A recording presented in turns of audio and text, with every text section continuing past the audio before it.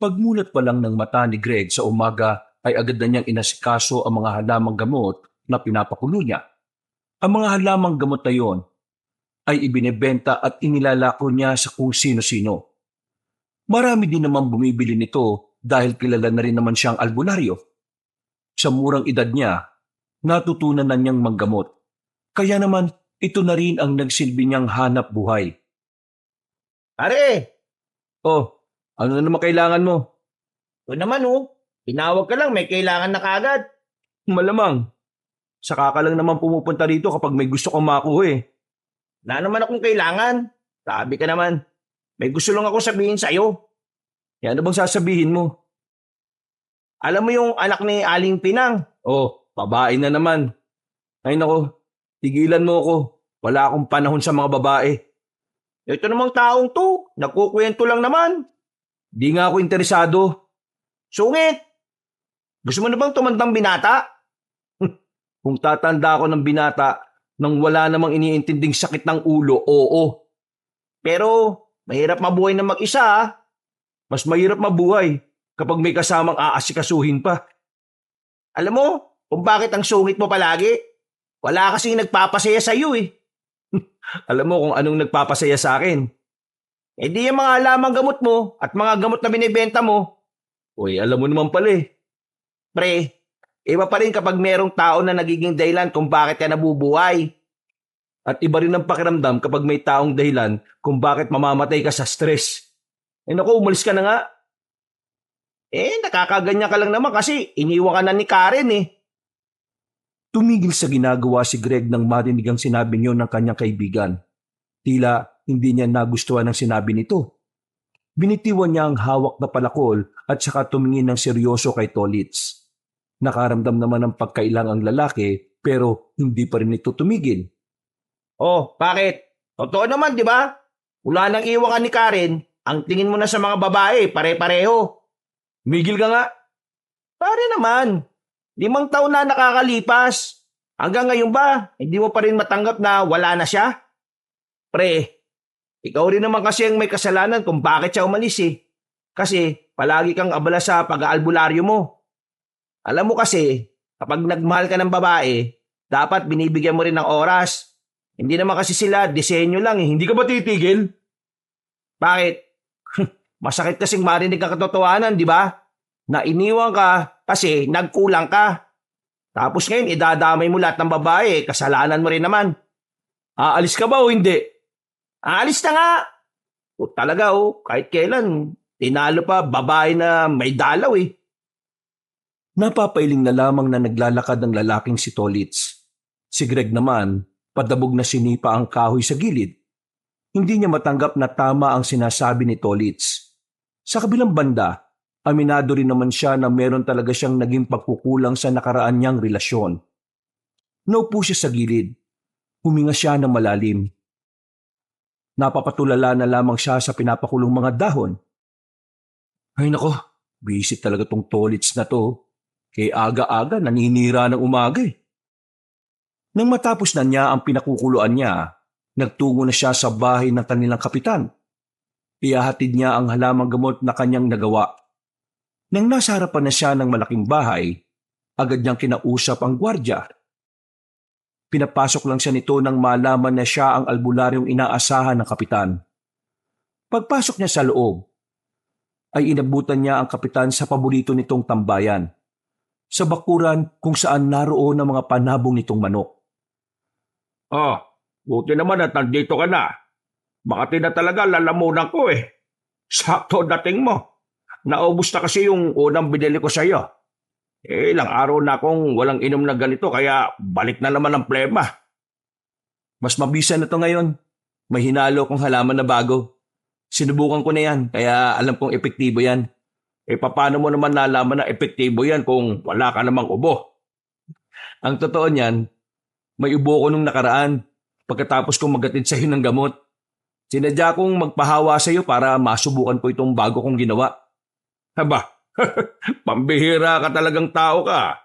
Hindi ka dapat nagpapahawa para lang subukan yung gamot na yan. Baka mamaya may balala pala akong sakit dinadamay ka pa. Kayo na ang bahala kung magkano ibibigay niyo sa akin, Kapitan. Basta ang mahalaga may gamot na kayo. Sandali lang. Bakit to? Alam mo na ba kung papaano gumawa ng gayuma? Pinag-aralan mo na ba? Kapitan, sinabi ko naman sa'yo, yung mga ganong gawain masama yun. Hindi ako gumagawa ng ganon. At kahit na kailan, hindi ko aaralin yun. Bakit ba gustong-gusto mo ng gayuma? Di ba nakwento ko naman sa'yo nung nakaraan na gusto ko magkabalikan kami ng asawa ko? Talagang ayaw na niya sa akin Kung nagkulang ka sa kanya noon, hindi yun mapupunan ng gayuma. Niloloko mo lang ang sarili mo, Kapitan. Kung sakaling gayumahin mo siya, walang pag-ibig na namamagitan na sa inyo nun. Alam mo kung ano? Kapangyarihang itim. Basta, kapag may kakilala kang albularyo sabihan mo kaagad ako. Hindi kita sasabihan. Gagamitin ka lang ng kasamaan Magagalit lalo asawa mo kapag ganun ang ginawa mo. Eto naman, ninong mo naman ako Ninong kita, pero kapitan ka ng barangay. Hindi ganyan ang ugali ng kapitan, no? Dapat meron kang paninindigan at prinsipyo. Kung may kasalanan ka sa asawa mo, bubawi ka ng patas. Yan ang gusto ko sa iyo Meron kang dignidad sa lahat ng bagay. Kaya talaga, palaki ang tiwala ko sa iyo Alam mo, Greg, inaanak nga kita. Ewan ko sa iyo nung... Kalibutan na natin yung tungkol sa gayuma. Mamayang gabi, baka gusto mo lang na umextra. Kulang ang mga bata ko Roronda kami mamaya. Alam mo na, itong nakaraan may napapabalitang na hold up dito sa atin Yun yung susubukan naming pigilan gabi-gabi. Naku, ayoko nang umulit, Kapitan. Tama na yung isang beses lang. Ikaw ang bahala. Ako nagbibigay lang naman ako ng pagkakakitaan mo. Malakas pa naman ang kitaan dito sa pagiging albularyo ko at sa pagbebenta ng gamot. Huwag kayong mag-alala. Kapag meron ng nangisay sa mga binentahan ko, papasok ako bilang tanod nyo, Kapitan. Magsasalita pa sana ang Kapitan, pero agad na rin naglakad ng binata palabas ng bakuran. Napapakamot na lamang si Mang Roque.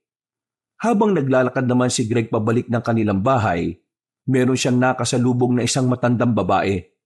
Hindi pa naman ito uugod-ugod, pero tila meron itong hinahanap. Lalagpasan na sana niya ito, pero bigla siya nitong kinausap. Meron ka bang nakitang magandang babae rito sa barangay ninyo?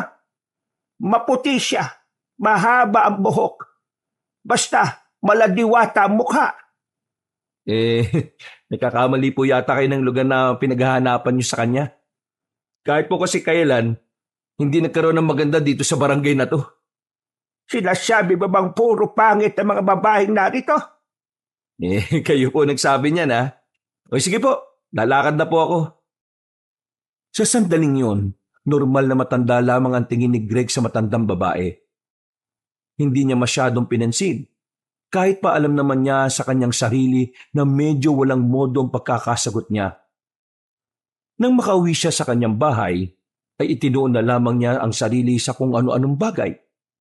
Kinabukasan, kakalabas pa lang niya sa kanyang bahay nang salubungin na naman siya ni Tolits. Agad na nagsalubong ang kilay niya dahil akala niya sisirain na naman ng kaibigan ng araw niya. Relax! Hindi naman ako nandito para magkwento ng tungkol sa mga babae. Nandito lang ako para ihatid sa iyo to. Pinabibigay ni Kapitan. Binigay ni Tolits ang daladalan nitong plastic. Paghawak ni Greg, naramdaman niyang mainit-init pa yon. Nagkaroon kasi ng salo-salo kanina 6:00. Kami mga tanod. Ayun, naisip ni Kapitan na padalang ka. Mainit-init pa yan Sinapaw ko sa bagong sinaing Ganun ba? Maraming salamat.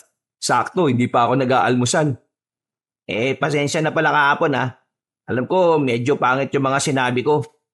Hindi ko na dapat sinabi yung mga yun Ayos lang.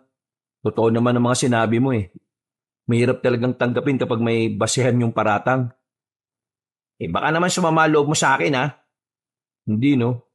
Bad trip lang ako sa'yo. Yung umaga naman kasi nambubisit ka Pwede naman sa hapon. O sige, mamayang hapon bibisiting kita. Magtigil ka. Sasako kita Nagtawanan na lamang ang dalawa.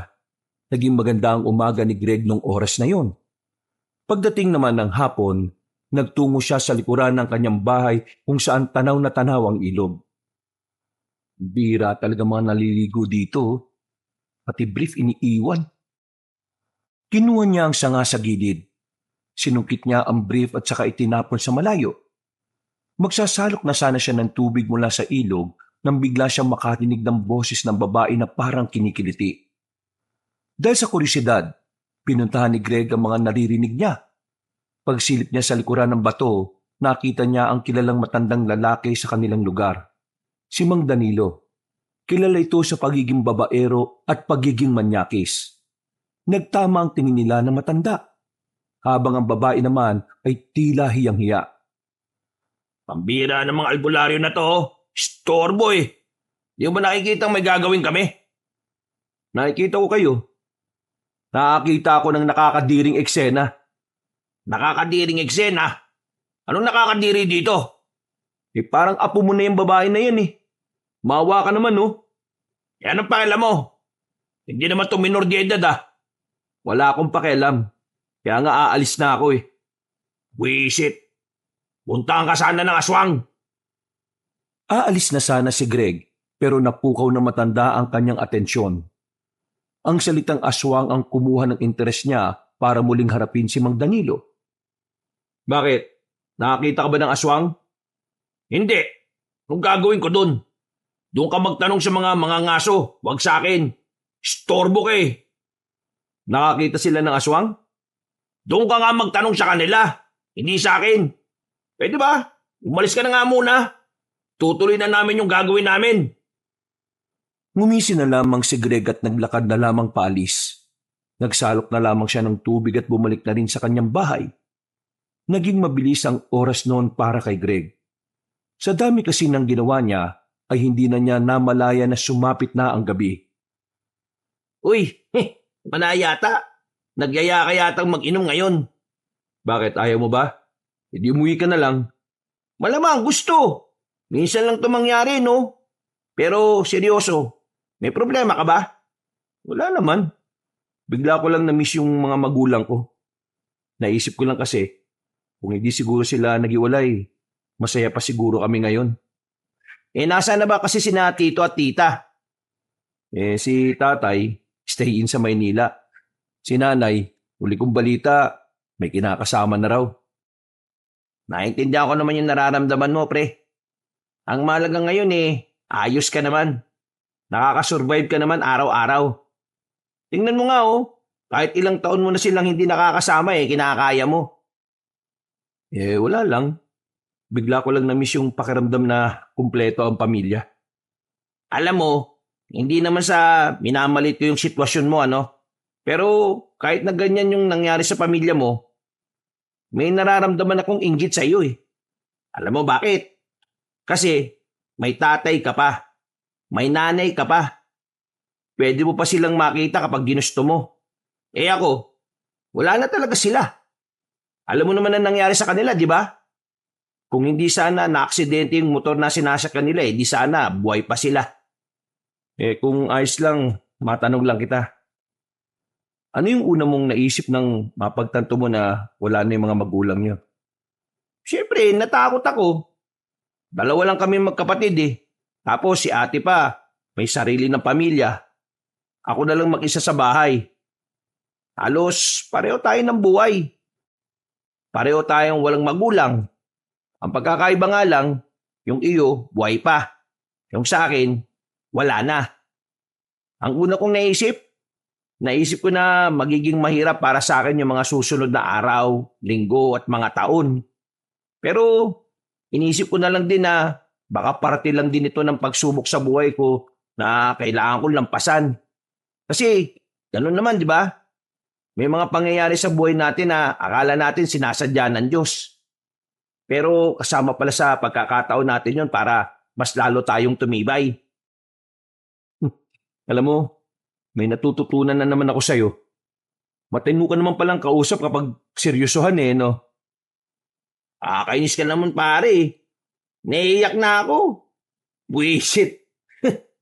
Alam mo, para mawala tong lungkot natin, Maligo na lang tayo dyan sa ilog.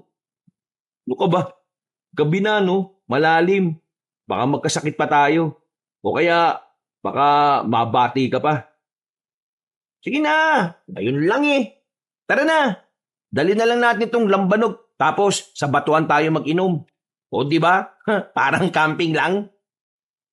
Napapayag ni Tolit si Greg. Medyo may tama na rin kasi ito kaya kahit na papaano ay nabawasan na ang pagiging seryoso nitong tao.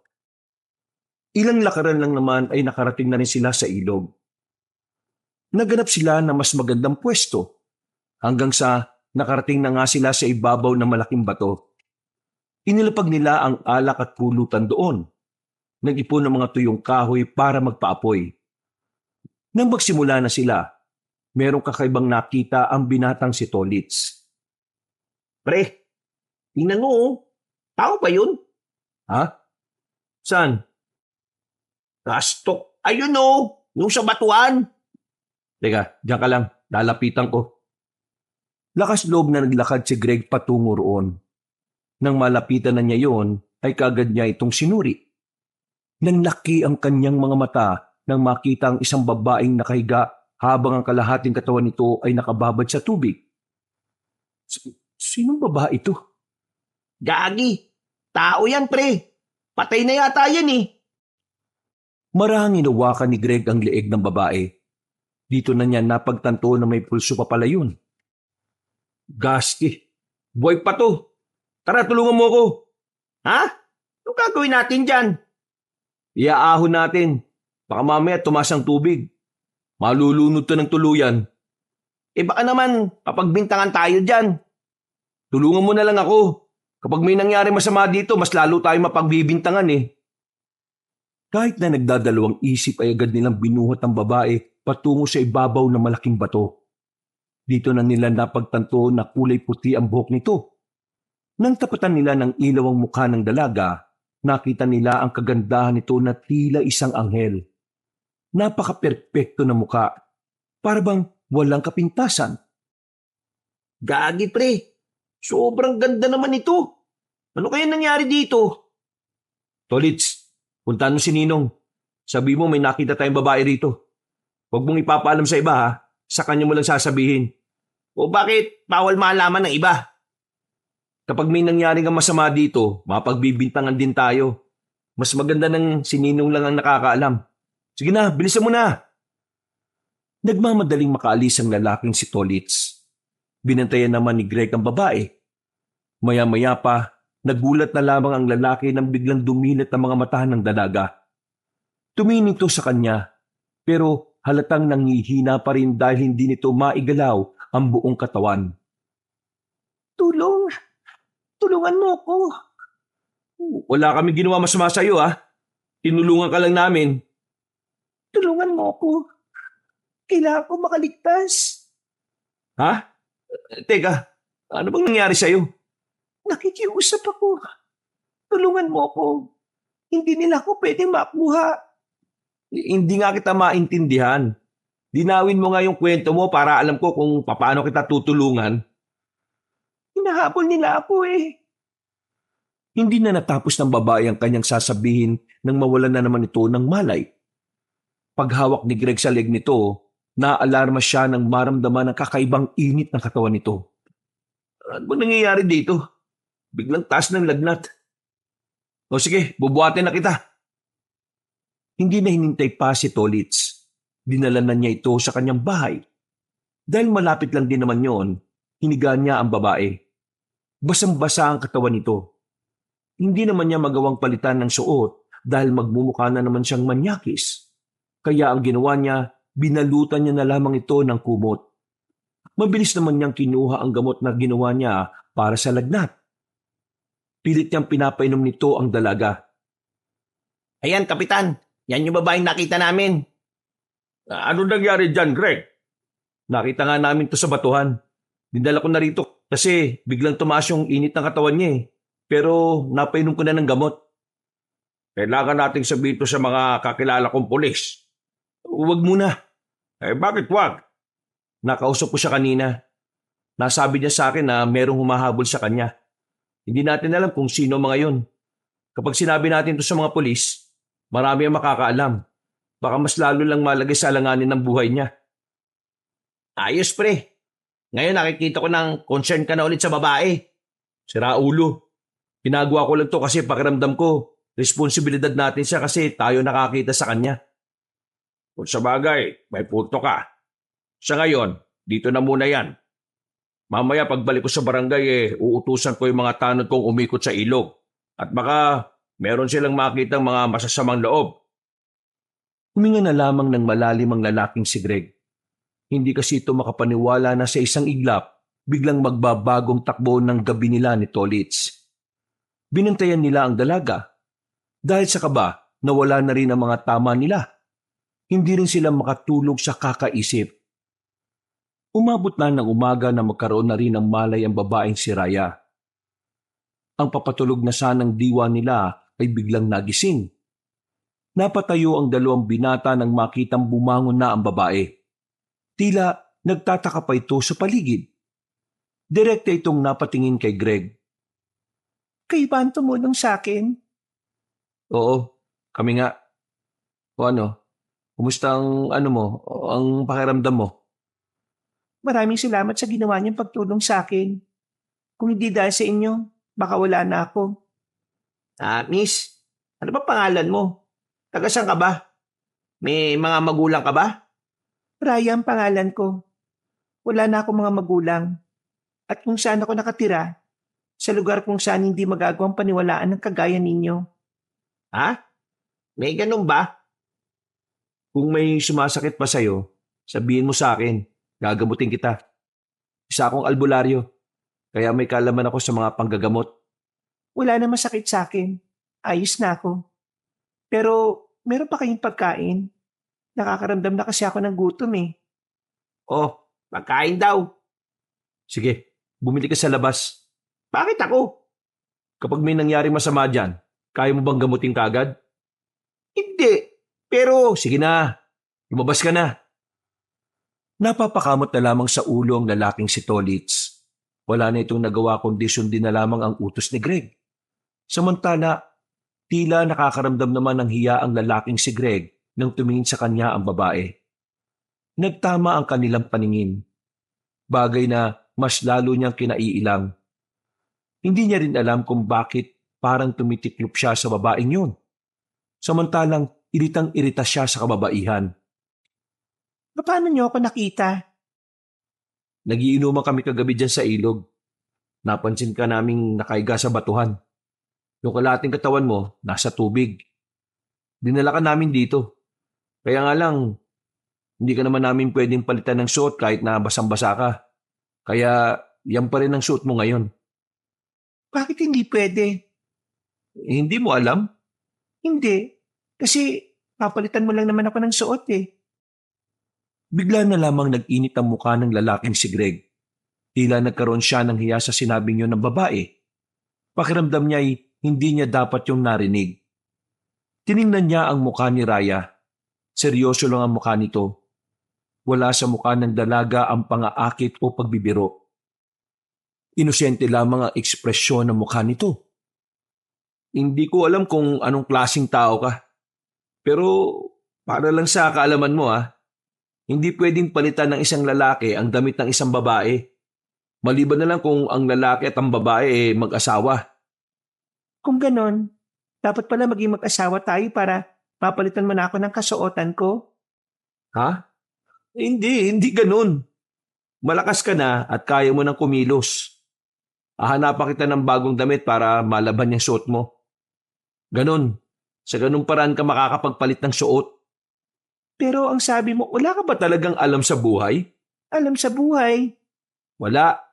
Ang sabi ko, manatili ka sa papag na yan. At pagbalik ni Tolits kakain ka na. Tolits? Yun ang pangalan ng kaibigan mo? Eh ikaw, ano naman ang pangalan mo? Greg, yun ang pangalan ko. Raya nga pala ulit ang pangalan ko. Ikinagagala kitang makilala. Tumango na lamang ang lalaki. Iniwas na lamang niya ang kanyang tingin. Nung mga sandaling yun, hindi niya inakala na magiging parte ng buhay nila ang dalaga. Akala niya kasi pagtapos maging maayos ang pakiramdam ni Raya ay alis na ito. Pero sa halip na magpaalam, nanatili pa ito roon. Wala nang nagawa pa si Greg. Nagmamakaawa sa kanya ang babae. Wala na raw kasi itong mapupuntahan. Wala rin tong gaanong maalala. Kaya ang payo sa kanila ni Kapitan Roque, kupkupin nila hanggat hindi bumabalik ang alaala. Magiging delikado raw kasi ang buhay nito sa labas kung wala itong kasama. 2 linggo pa lang nandito yung babaeng yan. Tingnan mo, oh. Sanay na siya sa bahay mo. Mami ka nga sa akin. Di ba ayaw mo sa mga babae? Bakit mo tinanggap yan? Anong nagpabago sa isip mo, pre? Hindi kita iniinis, ha? Nahihiwagaan lang ako sa nangyayari.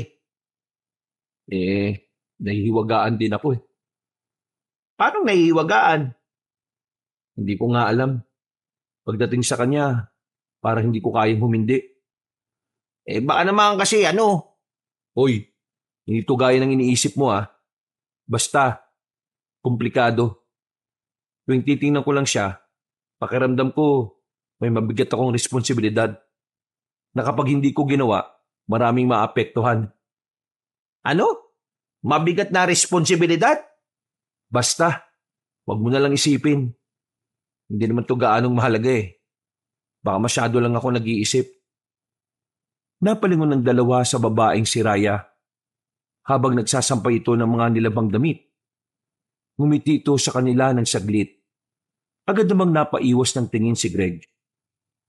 Napakaganda ni Raya, no? Bagay na bagay sa kanya yung buhok niyang maputi. Pero, hindi ka ba tinatablan? Kung pinagsasabi mo, ikaw namamanya ka na naman Hindi, hindi naman yun ang gusto kong sabihin. Ang ibig ko sabihin, sa loob ng 2 linggo, di ka man lang ba nagkaroon ng kahit na kaunting paghanga sa kanya? Sobrang ganda niya, pre, oh. Ang dami na nga nakakagusto niyan, eh. Pati si Mang Danilo, yung lintik na manyak na yun, tinatanong pa sa akin kung kaano-ano mo si Raya. Maganda si Raya. Walang kagaya ganda niya. Pero yung tingin ko sa kanya, wala pa sa iniisip mo. Basta, ayoko na lang munang isipin yan. Ang gusto ko lang isipin ngayon ay kung paano babalik yung alaala niya. Tumango na lamang si Tolitz. Sabay na lamang nilang nilagok ang kape. Makalipas ang ilang oras ay sumapit na rin ang kinagabihan. Tahimik na ang paligid. Magkaharap si Greg at Raya sa iisang lamesa. Hindi nagsasalita ang lalaki, pero binasag ni Raya ang katahimikan. Greg, pwede ba akong lumabas ng mag-isa bukas ng umaga? Naku, hindi pwede. Delikado. Kailangan kasama mo ko. Kasi pagkasama kita, baka mahiya ka eh. Ha? Bakit naman ako mahihiya?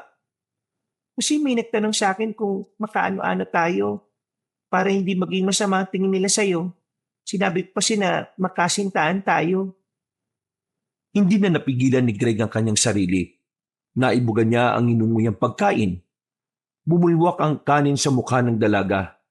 Pero sa halip na magalit, napangiti pa si Raya.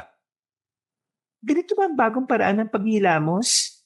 Kanin na mula sa bibig ang ginagamit? Ang saya naman ito. Oh, pasensya na Hindi ko sinasadya to. Oh, pamunas. Punasan mo yung mukha mo. Maraming salamat. Pero hindi naman ako galit eh. Bakit mo sinabi na magkasintahan tayo? Kahit na hindi naman totoo. Nagsinungaling ka pa sa iba eh. Masama ba magsinungaling?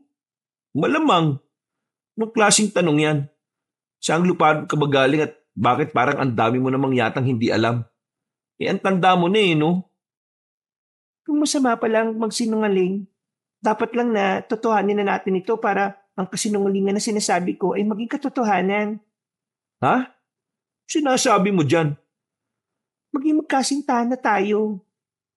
Malamang, hindi mo na naman alam yung sinasabi mo. Ang mabuti pa, kumain ka na lang dyan, no? Ngumiti si Raya. Iwas na iwas naman ding tumingin ng lalaki. Hindi niya kayang tingnan si Raya ng malapitan habang nakangiti ito. Matapos ang kanilang hapunan, inasikaso na lamang ni Greg ang mga gamot na inilaga niya. Isa-isa niya yung inilagay sa bote. Naalala na naman niya ang sinabi ni Raya sa kanya. Hindi niya maiwasang hindi mapangiti. Pero agad din naman niyang binawi ang ngiti niya. Para sa kanya, hindi tama na humanga siya sa babaeng kagaya ni Raya. Nawala man lang pagkakakinanlan na maayos at mas lalong hindi tamang umibig siya rito. Kinaumagahan, Greg! Greg! Gising! Gising na! "Ha? Ano ba yun? Bumalik ka nga sa kwarto mo. Natutulog pa ako eh." Gising na! Bago na dali! "Ano ba kasi yun? Pahinging pera. Ha? Anong gagawin mo sa pera?" "Kaya kaagad eh. Natuto ko na rin humingi ng pera ah." Bilisan mo! Papalayo na yung nagtitinda ng tabo. Agad na dumukot si Greg ng pera at ibinigay sa babae. Mabilis namang tumakbo si Raya papunta sa labas. Napapakamot na lamang din si Greg sa ulo dahil para siyang may kasamang bata sa bahay niya. Nagtitinda ng tabo ang potek. Baka taho. Dahil gising na rin naman ang kanyang diwa, bumangon na lang din siya at lumabas. Lalabas na sana siya ng kanilang bakuran para sundan si Raya. Pero nakita niya ang mga tanod ni Mang Roque na tila nagmamadali. Kasama nga sa mga tanod si Tolits kaya hinila niya yon nang makita niya roon. "Anong nangyayari? Kaaga-aga." May nakapagsumbong sa amin. May nakitang aswang sa gubat ngayon lang. "Ha? Aswang? Seryoso ba?" Ikukumpirma pa namin. Ang sabi ng mga nangangaso kanina, may nakita silang 2 aswang. May hila-hilang maliit na kalabaw. Ngayon, hahanapin namin yung kalabaw kung anong nangyari. Pag yung kalabaw patay na, alam na, may aswang dito sa atin. Pero nakakapagtaka, paano magkakaroon ng aswang dito? Wala naman yan dito sa atin noon. Hindi kaya meron silang matinding pakay dito sa lugar natin? Walang salitang lumabas mula kay Greg. Aminadong kabado rin siya sa mga narinig. Dahil kasi albularyo siya, batid niyang ang mga kagaya niya ay mainit sa mata ng mga nilalang na kagaya ng aswang. Hindi rin naman kasi lingid sa kanyang kaalaman na mga aswang ay nananatili pa rin sa mga kagubatan kahit sa kasalukuyang panahon. Wala ka man lang bang sasabihin? Kung wala, aalis na ako. May gagawin pa kami sa barangay. O sige. Nagmamadaling maglakad ang lalaking si Tolits habang siya ay nananatili pa rin nakatayo sa harapan ng kanilang bahay. Maya-maya pa, dumating na rin si Raya. Daladala na nito ang 2 piraso ng bagong plastik na may taho. Masayang ibinigay ng dalaga ang isa sa kanya. Dahil dito, nakaramdam na naman siya ng kakaibang saya. Saya na ayaw niyang ipahalata. Masarap yan, di ba? Masarap ang tabo. Taho ang tawag dyan, hindi tabo. Ah, taho pala. Napapailing na lamang si Greg. Papasok na sana siya sa loob ng bakuran nang biglang napadaan ang manyakis na si Mang Danilo. Bigla itong lumapit sa kanila, partikular sa babaeng si Raya. Tiningnan na matandang lalaki mula ulo hanggang paa ang dalaga. Bagay na ikinagalit naman ni Greg. "Hoy, ginagawa mo?" Ginagawa ko? Wala. Nitingnan ko lang yung kagandahan ng babaeng ito. "Bastos ka!" Anong bastos? Masama bang tingnan siya dahil maganda siya? Yung tingin mo, para kang nangmamanyak eh. O yan ka na naman eh. Kung makaakusa ka sa akin, parang kilalang-kilala mo ako ah. Bakit? Sino bang hindi nakakakilala sa'yo? Ikaw lang naman ang pinakababaero at manyaki sa barangay na ito. Wala kang ebidensya, no? Yang mukha mo, ebidensya. Malis ka na nga. Bakit mo ako papaalisin? Wala kang karapatan tumingin kay Raya, no? Ay, bakit? Pag-aari mo ba siya? Kaano-ano ka ba niya? Sandaling tiningnan ni Greg ang babaeng nakangiti. Ayaw man niyang sabihin, pero isa lang ang alam niyang paraan para lumayas na ang matandang lalaki. Huminga na siya ng malalim at saka binalikan ng tingin ng matanda. Girlfriend ko siya. Kaya iwasan mo na siya ha. Kung ayaw mo magkaroon tayo ng problema. Girlfriend? Ikaw? Siya? Binatulan ka nito? Pambira naman. Paano nangyari yon? Kung ikaw nga pinapatulan ng mga babaeng magaganda at mas bata ako pa kaya na binata at mas may itsura kaysa sayo. Ano sinabi mo? Nagsasabi ako ng totoo, no? Sandali lang. Magkaibigan ba kayong dalawa? Bakit ang tagal nyo nag-uusap? At bakit parang mukha naman kayong masaya? Masaya ah? Mukha ba ako masaya? Nilalait ako ng boyfriend mong pangit. Boyfriend? Umalis ka na, Mang Danilo. Ayaw kong makapanakit ng tao. Ang sabihin mo, ginamitan mo ng gayuma yung babaeng yan. Hindi ka alis? Nang kumuha ng walis ningting ang lalaking si Greg, ay nagmamadali na yung umalis. Si Raya naman sa gilid, nakatingin lang sa kanya. Para itong bata na walang kalam-alam sa pinag-uusapan na matanda. Anong ibig niyang sabihin boyfriend at girlfriend? Sige na, pumasok ka na sa loob.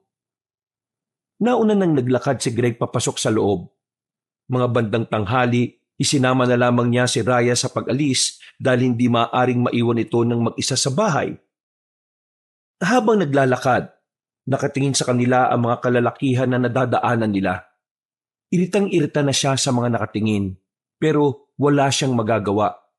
Literal na diwata naman kasi talaga ang itsura ng babae. Saan tayo pupunta?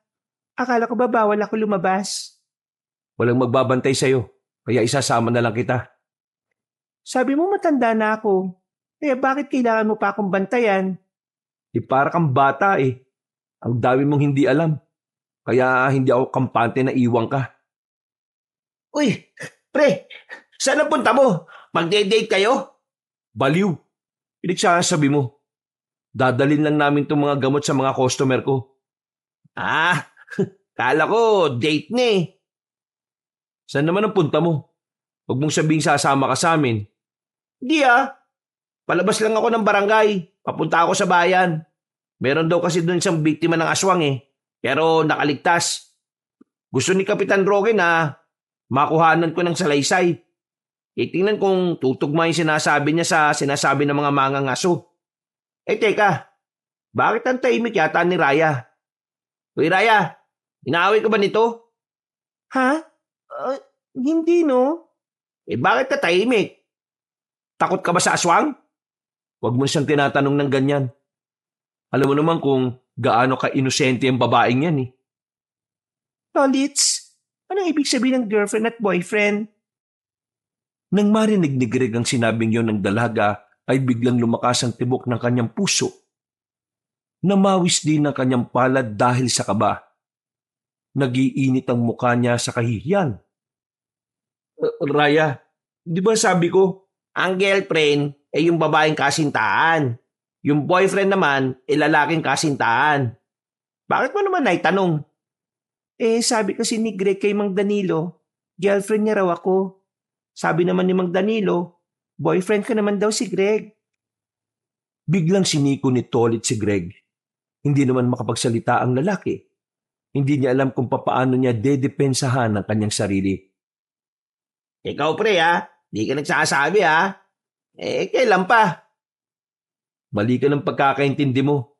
Sinabi ko lang yun para umalis na si Mang Danilo. Di ba kapag magkasintahan dapat nagmamahalan? Oo Raya. Dapat nagmamahalan ng magkasintahan. At ang magkasintahan dapat nagkikis. Nagkikiss? Huy, doon ka na nga. Kung ano-ano tinuturo mo kay Raya Sige na, dito na ako. Ingat sa lakad lovebirds. Nang humiwalay na sa kanila ang lalaking si Tolits, binilisan na lang ni Greg ang kanyang paglalakad.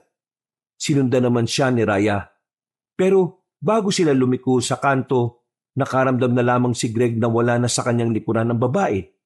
Sa kamalas-malasan pa, meron pa siyang nakabanggaan na lalaki. Uy, bulag ka ba? Pasensya na. May tinitingnan kasi ako Huwag kang maglakad kung di mo kayang gamitin ng maayos yung mga mata mo, ha? Ha? Mata ba pinanglalakad? Uy, ano? Nako, wala akong panahon makipagsagutan sa'yo ngayon. Nawawala kasama ko. Diyan ka na. Hindi na niya hinarap pa ang lalaking yon. Hinanap na lamang niya si Raya. Natagpuan niya ang dalaga na nagtatago sa likuran ng kulungan ng mga manok. Nanginginig pa ito. Takot na takot. Parang maiiyak na.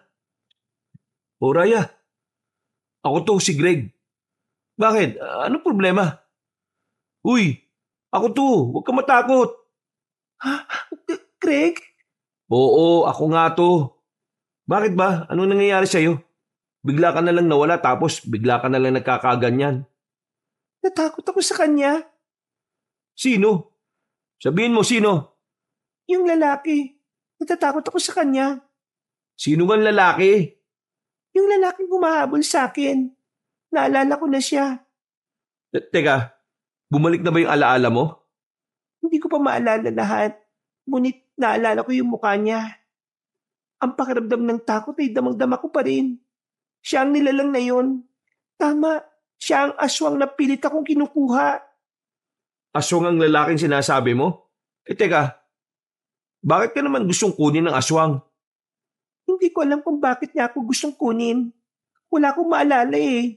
Naalala ko lang, ang gabing hinahabol niya ako. At ang nakakatakot niyang anyo. Nakita ko siya. Saan mo siya nakita? Ngayon ba yung sinasabi mo? Ang lalaki nakasalubong mo. Siya yun. Sa hindi maipaliwanag na dahilan, nakaramdam na lamang ng kilabot ang lalaking si Greg. Sa kanya lang napagtanto na kaya pala kakaiba rin ang pakiramdam niya sa kausap niya. Meron pala itong itinatagong maitim na lihim. Nakausap ko siya kanina eh. Tingin ko, kailangan na muna nating umuwi. Pero paano kung masundan niya tayo? Baka madamay ka at masaktan ka pa, Greg. Isipin mo ang sarili mo. Huwag ako. Isa pa, hindi naman kita pababayaan eh. Nandito lang ako para sa'yo. Kasi boyfriend kita? Ha? Di ba sabi ni Tolitz, nagmamahalan daw ang mag-boyfriend at mag-girlfriend? Ibig sabihin, dapat mahal mo rin. Ang mabuti pa, umalis na tayo. Bukas ko na ihahatid ng mga gamot.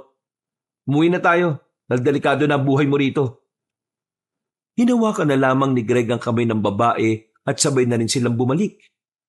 Pag-uwi nila sa bahay, dito na naramdaman ni Greg ang pangamba. Habang abalang dalagang si Raya sa loob, palihim siyang nagtungo sa silong ng kanyang bahay. Kinuha niya roon ang mga lumang libro tungkol sa mga aswang. Sinimulan na niyang basahin ang mga nakalagay doon. Gusto niyang pagandaan ang maaaring paglapit ng mga aswang kay Raya. Malakas kasi ang kutob niya na mga susunod na araw maaring malagay na sa mas mapanganib na sitwasyon ang buhay ng babae. Kailangan ko mapag-aralan ng mga bagay na may kinalaman sa mga aswang. Kailangan kong protektahan si Raya. Maagang bumangon si Greg. Pagtingin niya sa silid ng dalaga ay wala roon si Raya. Kinakabahan siya agad. Nagmamadali siyang tumungo sa labas. Inabutan niya si Raya at Tolitz na abalang nagluluto. Nakahinga siya ng maluwag. Ang buong akala niya ay meron nang nangyari sa babae. Anong meron? Ha? Wala naman. Tinuturuan ko lang si Raya magluto. Ang sabi kasi niya, dapat ang girlfriend pinaglulutuan ng boyfriend. Ikaw Greg, siraulo ka talaga ah. Kung ano-ano yung sinasalpak mo sa utak niyan eh. Nung umagang yon ay sabay-sabay na silang kumain. Masayang-masaya ang babaeng si Raya. Habang si Greg naman ay pasimpleng tumitingin sa babae. Hindi niya maiwasang hindi suyapan ang kagandahan nito. Habang tumatagal, gumaganda ito ng gumaganda sa paningin niya. Para bang mas lalo niyang nabibigyan ng halaga kung anuman ang itsura ng panloob at panlabas na anyo ni Raya. Matapos nilang kumain, umalis na muna si Tolitz. Sila na lamang ang naiwang dalawa. Gusto sanang umalis ni Greg para ihatid ang mga gamot na nagawa niya. Pero naisip niyang manatili na lamang muna sa bahay. Masyado kasi siyang nag-aalala para kay Raya. Greg, Masarap ba luto ko kanina? Ha? Oo, masarap. Pero hindi naman ikaw nagluto nun si Tolits Ako nagluto nun. Kapag hindi ikaw nagtimpla, hindi ikaw ang nagluto nun. Ganun ba yun? Greg, pwede ba akong maligo sa ilog? Hindi pwede. Mag-isa ka lang dun E di sumama ka. Naiibang ka na ba? Nahihibang. Maligo ka sa banyo. Di yung kung saan-saan ka mapapadpad. Napapakamot na lamang sa ulo ang babaeng si Raya dahil hindi nasunod ang kanyang gusto. Dito ka lang. Lalabas lang ako para bumili ng tanglad. Wala nang tanglad sa taniman ko Tumango lang ang babae sa kanya. Lumabas na rin si Greg. Habang naglalakad siya ay nakasalubong na naman niya ang matandang babae. Pamilyar yun sa kanya. Yun ang matandang babae na nagtanong sa kanya nung nakaraang araw. Hindi na sana niya papansinin, ang kaso ay humarang na naman ito sa kanyang daraanan. Bumuntong hininga ang lalaki. Nakakaramdam siya ng asar sa matanda. Iho, nakita mo ba yung babaeng maganda? Ano siya matangkad, maputi. Naitanong niyo na po yan nung nakaraan sa akin. At isa lang naman ang sagot ko dyan Wala akong alam. Ay, ganun ba? Basta, kapag nakita mo siya, hanapin mo lang ako sa kabilang baryo. Mahalugad ang pangalan ko. Kaano-ano niyo ba yung babaeng hinahanap niyo? Anak ko siya. Ilang araw na siyang nawawala. Maganda siya, maputi, matangkad, at kulay puti ang buhok niya. Agad na pumasok sa isipan ni Greg ang babaeng si Raya. Hindi siya maaaring magkamali. Malaki ang tsansa na si Raya ang hinahanap na matanda. Pero hindi muna siya naging kampante at komportable dun sa matanda. Dahil nasa panganib ang buhay ni Raya, wala siyang pinagkakatiwalaang tao. Ay nako, wala akong panahon sa ganyan. Pasensya na ho kayo. Ay, pasensya na rin sa abala. Naglakad na si Greg palayo. Nakita niya pa matandang babae na nanatiling nakatingin sa kanya. Sa hindi malamang dahilan, bigla na lamang siyang nakaramdam ng kaba. Pakiramdam niya, may itinatago ang matandang yon. Matapos makabili ng tanglad, ay nadaanan niya si Kapitan Roque. Abalang-abala yon sa pagpapalinis ng tapat ng kanilang barangay. Sandaling lumayo roon ang kapitan nang makita siyang lumapit. Kumusta? Yung si Raya, kumusta siya? Nagiging maayos na ba yung relasyon ninyo? Kapitan, wala namang namamagitan sa amin ng tao. Ayaw ko rin namang samantalahin yung pagkawala ng memorya niya. Kaya lang naman siya sa bahay kasi gusto kong tulungan siya na maalala yung mga bagay na tungkol sa kanya. Ay nako, kala ko naman may maganda nang nangyayari. May baho tayo, Kapitan. Anong balita dun sa mga aswang? Kumpirmado, yung biktima na survivor sa bayan, tugma ang kwento niya sa mga sinabi ng mga ngaso. Yung aswang, hindi naman taga rito. At mukhang wala naman daw talagang balak manggulo sa lugar natin. Napatigil lang sa gubat na malapit sa atin kasi biglang nagutom. Kinain yung kalabaw. Wala na Patay na yung kalabaw nang makita namin. Sabihan niyo yung mga bata niyo na magdala palagi ng bawang. Mabisang pangontra yun sa mga aswang. Ay, oo nga pala. Albularyo ka nga pala. Marami kang alam sa mga ganito. Ano pang alam mo na pwedeng gamitin sa mga salot na yon? Hindi porke albularyo ko marami na akong alam. Basta, umiwas na lang kayo. Greg, mag-iingat kayo palagi, ha? Habang tumatagal nagiging seryoso na ang sitwasyon. Kayo rin mag-iingat kayo palagi. Ngumiti na lamang sa kanya si Mang Roque. Bumalik na lang din siya sa kanilang bahay. Pagdating niya, bagong ligo na ang babaeng si Raya. Nakasuot naman ito ng manipis na damit. Hindi siya makatingin ng maayos dahil wala na naman yung bra. Yung binili niyang bra para dito ay nasa labahan na ng halos 5 araw. Mabilis na lumipas ang mga oras. Dumating na rin ang kinagabihan. Nakahiga na si Greg. Sa sala siya natutulog habang si Raya naman ay sa mismong kwarto niya. Bandang alauna na noon nang dalawin na siya ng antok. Natutulog na sana siya nang bigla siyang makarinig ng kalabog na nanggagaling sa kinaroroonan ng babae. Nataranta siya sa ideyang baka merong aswang na nakalapit kay Raya. Kaya naman wala na siyang sinayang pa na sandali. Mabilis siyang tumungo roon. Pero pagbukas niya ng pinto, liwanag ang tumambad sa kanya. Nasilaw siya kung kaya't hindi niya napansin kung ano ang naroon. Pero makalipas lang ang ilang segundo, nakita niyang lumabas ang liwanag sa bintana. Sinundan niya yon dahil nakita niyang patungo yun sa ilog. Ilang sandali pa, unti-unting nawala ang liwanag. Nakita niya na lamang si Raya na nakatayo na sa ibabaw ng malaking bato. Sa mismong bato kung saan sila nag-inom ni Tolits.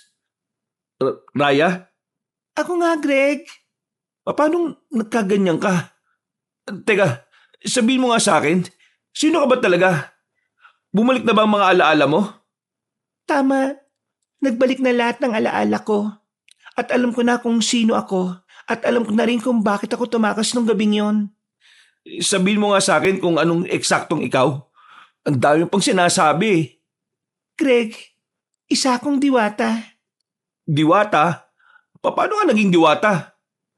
Mula ko sa angka ng mga diwata na may kakayahang mag-anyong tao para tumulong sa sangkatauhan. Dahil sa misyon na ibinigay sa akin, natuklasan ng mga aswang na ang mga diwata ay may taglay na kakaibang dugo. Ang dugo na kung iinumin nila, magkakaroon na rin sila ng kakaibang lakas. Mas lalo silang magiging mabangis. Kaya naman, kinailangan ko silang takasan. Yung lalaking yon, ang lalaking aswang na humahabol sa akin. Siya si Jose. Isa ka palang diwata? Tapos ano? Hinahabol ka ng mga aswang? Teka, nakakawindang naman itong mga nangyayari. Masaya ako dahil ang mga nag-alaga sa akin ay mga tamang tao, Greg. Ikaw ang kailangan ko para makabalik ako sa amin. Ha? Pinagsasabi mo? Ang medalyon na dala-dala ko, nakuha nila yon sa akin. Ako lang ang makakagamit nun. Yun kasi ang ginagamit para buksan ng lagusan papunta sa aming mundo. Kailangan ko mabawi yun sa kanila. At ano naman ang magagawa ko dyan, Raya? Kita mo naman na isang pangkaraniwang albularyo lang naman ako. Nagtitinda lang ako ng mga gamot at paminsan-minsan naman naghihilot rin. Ako ang bahala sa iyo, Greg. May kakayahan ako makapagbigay ng munting kapangyarihan na maaari mong magamit laban sa kasamaan. Hindi. Ayoko. Ilalagay ko lang ang sarili ko sa alanganin At saka, tama na yung abala na ginawa mo sa akin. Tinulungan na kita makaalala. Ngayon, nakakaalala ka na. Huwag mo na akong guluhin. Pakiusap lang. Pinapaalis mo na ba ako? Parang ganun na nga. Di ba, ganun naman ang usapan nating dalawa. Sa oras na magbalik na ang alaala mo, aalis ka na rito at babalik ka na sa inyo. Pero hindi ako makakabalik sa amin hanggat wala yung medalyon. At makukuha ko lang ang medalyon na yon kung tutulungan mo ako. Ay nako. Alam mo mabuti pa, kausapin mo si Tolits at siya ang kulitin mong kumuha ng medalyon na yon. Hindi siya ang karapat-dapat. Ikaw lang na may kaalaman sa mga aswang ang maaaring gumawa ng misyon. Wow may misyon na kaagad Ayoko no? Sige na, nakikiusap ako sa iyo, Greg. Kailangan ko nang umalis dito sa mundo ninyo. Dahil kapag nagtagumpay ang mga aswang, bukod sa mawawala na ako, magdudulot pa ito ng kaguluhan sa mga tao. Ay nako, sawang-sawa na akong tumulong sa mga taong alam kong mawawala rin naman sa akin balang araw. Kaya pwede ba? Iba na lang? Wag ako? Hindi kita mamadaliin. Hahayaan kitang makapag-isip-isip. Pero sana, wag mo muna akong paalisin sa bahay mo. Wala akong mapupuntahan. Kapag nakahanap ako ng ibang tutulong sa akin, o kaya kapag tinulungan mo na ako, saka na ako aalis. 1 linggo. Kapag wala pa rin nangyari, umalis ka na. Bakit parang galit ka sa akin? May nagawa ba ako masama? Pumasok-pasok ka sa buhay ko tapos gusto mo na rin umalis? Anong tingin mo sa akin? Waiting shed? Titigilan mo lang tapos aalis kagad kapag nabagot? Ano? Hindi ko maintindihan yung gusto mong ipaiwatig. Ewan ko sa'yo. Bumalik ka na sa bahay. Naantok na ako. Sandali lang. Ano na naman? Naglakad ng dalaga palapit sa kanya. Hinawakan nito ang kanyang dalawang kamay at tumingin sa kanya ng seryoso. Mga ilang sandali lamang, naramdaman na lang ni Greg ang kakaibang lakas na nananalaytay sa kanyang katawan. Anong nangyayari sa akin? Bakit parang may nararamdaman akong hindi ko mapaliwanag? Binigyan kita ng kakaunting proteksyon, kakaunting lakas para sa oras na malagay sa alanganin ng sarili mo. Kakayanin mong lumaban. Naku, ang kulit mo. Sinabi ko na nga, Kailangan mo ito, Greg. Dahil sa oras na malaman nila na magkasama tayo, malalagay ka rin sa panganib. Kapag nakapagdesisyon ka na, magsabi ka kagad.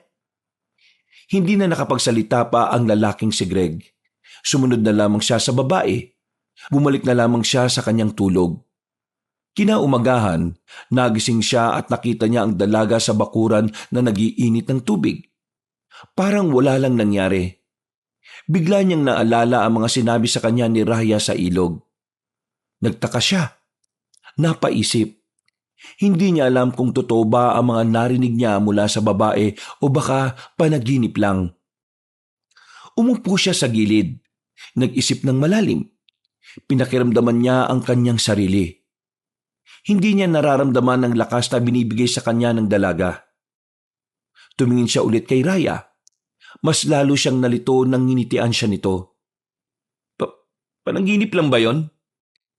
Greg, nagiinit na ako ng tubig. Magkape ka na. May itatanong sana ako sa iyo eh. Ano yon? Nasa ilog tayo kaninang madaling araw, di ba? Oo, bakit? Nakapag-desisyon ka na ba? Tama nga hinala ko. Hindi yung panaginip. Panaginip ang alin? Wala. Tanong ng tanong sa kanya ang babae tungkol sa magiging desisyon niya. Pero mas pinili niyang hindi na lamang yun pag-usapan. Pagsapit ng tanghali, dinala na muna niya si Raya sa barangay para may kasama ito. Sa araw kasi na ito ay kailangan na niyang maihatid ang mga gamot sa mga bumili nito. Nagpasama na lamang siya kay Tolit sa takot na baka bigla na lang may lumapit na aswang sa kanya. Bakit naman hindi mo sinama si Raya? Delikado, no? Delikado? Bakit? Alam mo na ba kung sino yung mahabol sa kanya? Aswang. Ano? Aswang? Biglang hinila ni Greg si Tolits papunta sa gilid. Tumingin-tingin na muna ito sa paligid. Nang masigurong wala namang nakarinig sa sinabi ng kaibigan, agad niya itong pinaalalahanan. Sige, lakas mo magsalita. Baka mamaya may makarinig sa iyo dyan eh. Alam mo naman na kaligtasan ni Raya ang pinag-uusapan natin dito. Ay, sorry pre. Pero sigurado ka, aswang ang umahabol sa kanya? Mabahabang kwento to. Sa bahay ko na lang ipapaliwanag. Pero oo, aswang yung mahabol sa kanya. Kaya hindi ko siya pwedeng ilabas ng ilabas. Kasi hindi ko naman agad malalaman kung aswang ba yung nasa paligid o hindi. Eh kung aswang nga yung kailangan niyang iwasan, mukhang mahihirapan siya pre. Ang huling balita ko sa mga kasama namin kalat na kalat yung aswang sa ibang baryo. Pero wala silang sinasaktan na tao. Wala silang sinasaktan na tao dahil si Raya ang hanap nila. Mananakit sila ng tao kapag nakuha na nila si Raya. Ano ba namang kasing meron kay Raya? Mamaya na nga natin pag-usapan. Samahan mo muna akong dalhin to sa mga customer ko. Kamot ulo na lamang si Tolits. Ipinagpatuloy na lamang nila ang kanilang paglalakad. Maya-maya lang din ay naipamahagi na rin nila ang mga gamot. Inabot sila ng 3:00 ng hapon. Makulimlim ang panahon. Parang nagbabadya ang ulan. Malakas-lakas din ang hangin. Nagmamadaling makarating ng barangay si Greg pero pagdating niya roon, wala na ang dalaga. Nasaan si Raya? Ang sabi niya kanina, itatapon niya lang yung mga balat ng saging eh. Akala ko umuwi na sa inyo. Kararating ko lang din kasi. Tingnan mo na lang sa inyo pre, baka nandoon. Tumango si Greg. Umuwi siya kagad sa kanilang bahay Pero pagdating niya roon ay wala naman siyang inabutan. Kinabahan na siya. Iba ang pakiramdam niya ng mga sandaling yon.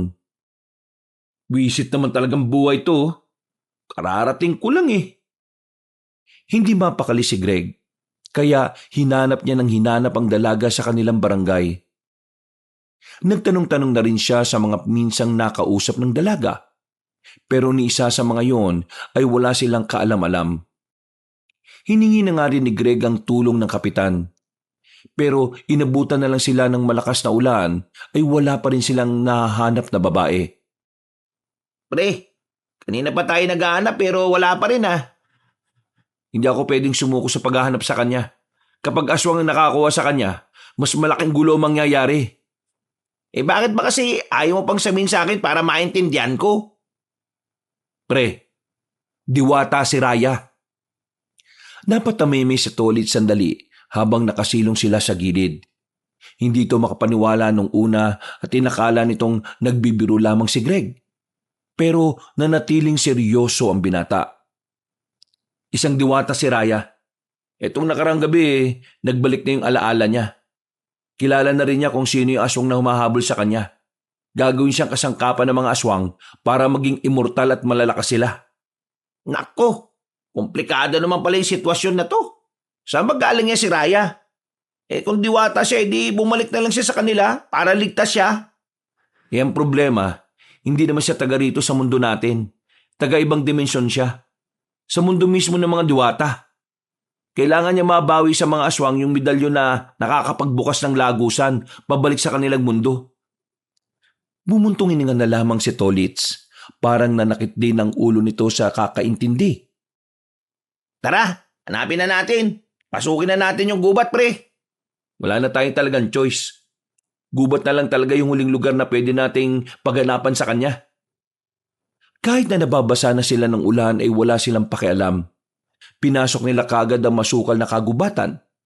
Hindi na nila inintindi ang posibilidad na baka tamaan sila ng kidlat. Raya! Nasaan ka na? Miss ka na ng boyfriend mo! Uy, umuwi ka na kaya? Biro lang naman eh. Di ako nakikipagbiruan ha. Seryosohin mo to. O na. Sige na, dun sa bandang yun. Tingnan natin yung daan dun. Magdaan-daan ka lang sa paglalakad. Madilim at madulas. Nang kalahating oras na nilang hinahanap ang babaeng si Raya, nakakita na sila ng mga bakas. Nakita nila ang tsinelas na ginamit ni Raya. Naiwan ng kabilang pares. Dahil dito, mas lalong kinabahan na ang lalaking si Greg. Pero hindi ito nawala ng pag-asa. Kahit na alam niyang delikado at wala naman siyang karanasan sa pakikipaglaban sa mga aswang, nilakasan na lamang niya ang kanyang loob. Halos wala na silang makita sa kagubatan ng mga sandaling yon. Malakas ang ulan at malakas rin ang hangin. Kaya naman minabuti na lamang muna nilang gumilid. Nagtago sila sa malaking puno ng akasya. Ginaw na ginawang dalawa. Pero mas nangibabaw para sa kanila ang kagustuhang mahanap ang babae. Nang humina na ng bahagya ang ulan, sinubukan na rin nilang ipagpatuloy ang kanilang paglalakad. Hanggang sa natanaw na nga nilang isang kuweba na may liwanag sa loob. Dito na naghinala ang dalawa. Pakiramdam nila naroon ang babae. Kaya naman dali-dali na silang tumungo roon. Inihanda na rin nila ang dalang itak. Papasukin natin. Umanda ka. Mahigpit ang hawak ni Greg sa itak. Pagpasok nila sa loob, tila hindi na nila naramdaman ang lamig. Kumakabog na kasi ang kanilang dibdib. Maliwanag sa kuweba. Kada pader kasi ay may nakadikit na sulo. Halatang halata na merong naninirahan doon. Maya-maya pa, may narinig na rin silang boses ng babae. Umuungol. Tila ba gustong-gusto nito ang nangyayari. Nagtataka sila kaya binilisan nila ang paglalakad. Hanggang may marating na rin silang tila isang silid na walang pinto. May ilaw sa loob kaya agad silang lumapit doon. Pagsilip nila sa loob, nakita nila si Mang Danilo, nakaibabaw sa babaeng maganda. Ay anak ng toko naman oh! Nagmamadaling nagbihis ang dalawa. Hiyang-hiya naman ang babae na tumakbo palabas ng kuweba. Hoy! Hintayin mo ako! Ang bira namang Mandanilo. Pati ba naman dito? Alam nyo, epal kayo eh. Lalo ka na, Greg. Lagi ka nalang istorbo sa mga ginagawa ko. May hinahanap kaming tao. Malay ba naman naming nandito ka? Wala ka bang pang motel? Talagang sinetap mo pa tong kuweba para lang sa kamanyakan mo no? Anong pinagsasasabi mo? Inabutan kami ng malakas na ulan sa labas, kaya dito kami napadpad. Sa mga damuhan lang sana kami para romantic, biglang umulan. Ano magagawa ko? Eto yung una naming nakita. Buisit talaga kayo. Ibig sabihin, hindi kayong gumawa ng mga ilaw-ilaw sa pader? Bakit naman ako magsasayang ng oras para gumawa nun? Titira ba ako rito? Kung ganun, meron talagang nakatira dito. Natataranta sila nang marinig nila ang isang malakas na pag-angil ng aswang. Lalong-lalo na ang matandang si Danilo. Naghanap agad sila ng mapagtataguan. Merong papag sa loob ng silid na yon kung saan sila nagtago. Pinagkasya nila ang mga sarili nila roon, wag lamang silang makita ng mga aswang.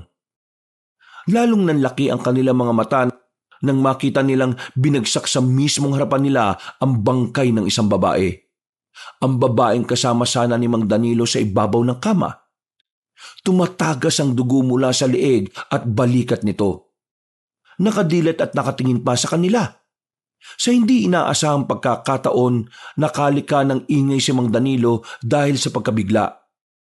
Buti na lang, hindi sila narinig ng mga aswang dahil sumaglit lang yon.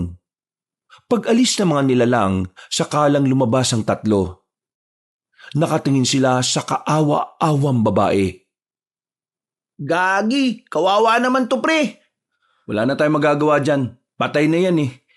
Kailangan na lang natin makalabas sa kuwebang to. Balikan natin kapag wala na sila ulit. Si Jessie, patay na. Hindi to pwede. Huy, sumama ka na sa amin. Aalis kami rito. Paano na to? Wala na si Jessie. Si Jessie ko. Huy, makinig ka. Kapag hindi ka sumama sa amin, mamamatay ka rin. Wala ka nang magagawa sa buhay na namatay. Basta, ikaw ang may kasalanan yan. Sumama ka na lang sa amin kung mahal mo pa buhay mo. Hindi ako papayag. Papatay ko mga aswang na yan. Huy, wisit ka. Huwag ka sumigaw. Tinakpan ni Tolits ang bibig na matanda sa pagkabahala na baka marinig sila ng mga aswang. Nagwawala si Mang Danilo. Gustong-gustong gantihan ng mga aswang. Nang makita nilang kumalma na nga si Mang Danilo, tinanggal na rin ni Tolits ang kanyang kamay. Huminga ng malalim ang matandang lalaki. Pero huli na kahit na natauhan na rin ito dahil ang mga aswang ay papunta na sa kanilang kinalalagyan. Agad na lumabas ang tatlo sa silid na yon. Hila-hila ni Tolits si Mang Danilo. Hindi na nila alam kung saan patungo ang kanilang dinaraanan. Basta ang nasa isip lamang nila ay kailangan nilang makaalis ng buhay doon. Pagdating nila sa malawak na parte ng kuweba, isang lalaking aswang ang sumalubong sa kanila. Napatigil sila sa pagtakbo. Kailangan nilang kalabanin ng isang yon bago sila makapagpatuloy. Patayin na muna natin to. Bilisan lang natin kung hindi. Darating pa yung iba. Bilisan? Kakayanin man natin yan? Alalayan mo na lang yung matandang yan. Ako nang bahala. Sigurado ka ba? Baka naman mas mauna ka pang mamatay kaysa dito kay Mang Danilo ha? Kung hindi natin haharapin yan, wala ring mangyayari. Sige na, gumilid kayo. Pumorma na si Greg. Itinutok na niya sa aswang ang kanyang patalim. Pero tila hindi man lang nakaramdam ng kahit kaunting takot ang nasa harapan niya. Ilang sandali pa, biglang gumapang ng mabilis ang aswang patungo sa kanya. Lumundag yon at saka tinangkang patamaan siya ng mahahaba nitong kuko. Nakailag siya, pero sa pangalawang atake ng aswang, hindi na niya ito naiwasan. Nasugatan siya ng mahaba sa kaliwang braso niya. Wisit na aswang to ah! Muling umatake ang nilalang. Sa puntong ito, alam na ni Greg na mahihirapan na siyang ilagan yon. Nagdasal na lang siya na sana biglang magkaroon ng himala. Pagkalmot sa kanya ng aswang, nagulat siya dahil nagawa niya itong ilagan. Tila nagkaroon din ng sariling utak ang kanyang kamay. Bigla na lamang din niyang itinaga ang aswang. Tinamaan naman yon sa bandang liig, dahilan para mapatigil niya ito sa pag-atake. Maya-maya pa, tinaga niya ulit yon. At sa pagkakataong ito, bumagsak na ang aswang. Nangisay-ngisay pa yon bago tuluyang nalagutan ng hininga. Pre, ikaw ba yan? Paano mo nagawa yun? Bakit sobrang bilis mo? Hindi gawain ng tao yun ah. Siguro, aswang ka rin ano? Sira ulo, niligtas na nga tayo pagdududaan mo pa. Tingin ko, ito na yung ibinigay sa akin ni Raya. Ngayon naman, oras na para umalis tayo dito at hanapin siya. Nang marinig na nilang paparating na ang iba pang mga aswang, hindi na sila nagsayang pa ng oras. Nagmamadali na silang tumakbo. Sinundan lang nila ang daan kahit na hindi nila alam kung saan sila dadalhin ng kuwebang yon. Habang tumatagal, padilim na ng padilim ang dinaraanan nila. Bagay na mas lalong nakadagdag ng kanilang kaba. Tama pa ba itong dinaraanan natin? Ang dilim na eh. Sumunod ka na lang. Pasalamat ka pa nga't isinama ka namin sa pagtakas eh. Reklamo ka pa ng reklamo. Mga ilang sandali lang ay natanaw na rin nila ang isang liwanag. Binilisan nila ang kanilang paglalakad sa pag-asang yun na ang lagusan palabas. Pero nang marating na nila yon, isang kamalasan pala ang nag-aabang sa kanila. Tumago sila sa gilid ng lumang kalsada. Nasa unang tingin pa lang, mukhang hindi na yon dinaraanan ng kahit na sino. Pero sa tapat, nakita nila ang isang sasakyan. Nakatutok ang ilaw sa kanila. Silaw na silaw sila kaya hindi nila alam kung sino ang nasa harapan nila. Ayun, sakto pre. Baka pwede mo naman kaming isakay. Pinatay ng lalaki ang ilaw ng sasakyan. Nang dumilim ay lalo nilang hindi ito namukaan. Pero sa mga oras na yon, masama na ang pakiramdam ng albularyong si Greg. Hindi siya komportable sa taong yon. Alam mo ba kung saan lugar na to? Kilala kita. Naalala ko boses mo. Teka, parang kilala rin kita. Agad na dumaloy ang kaba sa kalooban ni Greg nang maalala niya ang lalaking nakabanggaan niya. Ang lalaking tinutukoy ni Raya. Sa pagkakaalala niya, Jose ang pangalan nito. Kilala kita. Ikaw nga. Hindi ko alam kung anong ginagawa mo rito. Pero tingin ko, may hinahanap ka sa loob ng kuwebang yan oh. Alam mo na kung ano yon. Ngayon ko lang nalaman na ikaw pala nagtagot nag-alaga sa kanya. Amoy na amoy ko yung amoy niya sa pagkatao mo eh. Teka, sandali lang. Close ba kayong dalawa? Magkukwentuhan pa ba tayo rito? Naiya pa kayo eh no? Dapat nagdala kayo ng alak at nagsimula na tayong mag-inuman. Kasi wala naman sa peligro buhay natin eh ano. Sa katunayan, safe na safe tayo rito eh. Kaya dapat lang na magtagal tayo rito. Hiyang-hiya naman ako sa inyo no? Mang Danilo, manahimik ka na. Wala ka namang ambag eh. Nasaan si Raya? Bigyan mo ako ng magandang dahilan kung bakit kailangan ko sabihin sa'yo. Naiintindihan ko na. Ito pala love triangle. Kung hindi mo siya ibibigay, mapipilitan akong paslangin ka. At ano magagawa ng isang mababang uring albularyo na kagaya mo? Taas yata ng tingin mo sa sarili mo dahil aswang ka. Baka nakakalimutan mo, nilikha ang tao na mas mataas sa lahat. Di mo ako masisindak sa mga ganyang galawan. Kung gusto mo makuha si Raya, patayin mo muna ako. Tolits, gumilid muna kayong dalawa. Inihanda na ni Greg ang kanyang sarili. Agad namang umatake sa kanya ang lalaking si Jose. Kakaiba ang bilis ng aswang. Hindi na ito namalaya ni Greg. Kaya naman nahahablot siya nito sa balikat. Binalibag siya nito sa gilid ng puno. Tumama ang likod niya roon na naging dahilan para hindi kagad siya makabangon. Pangkaraniwang tao ka lang na natutong manggamot eh.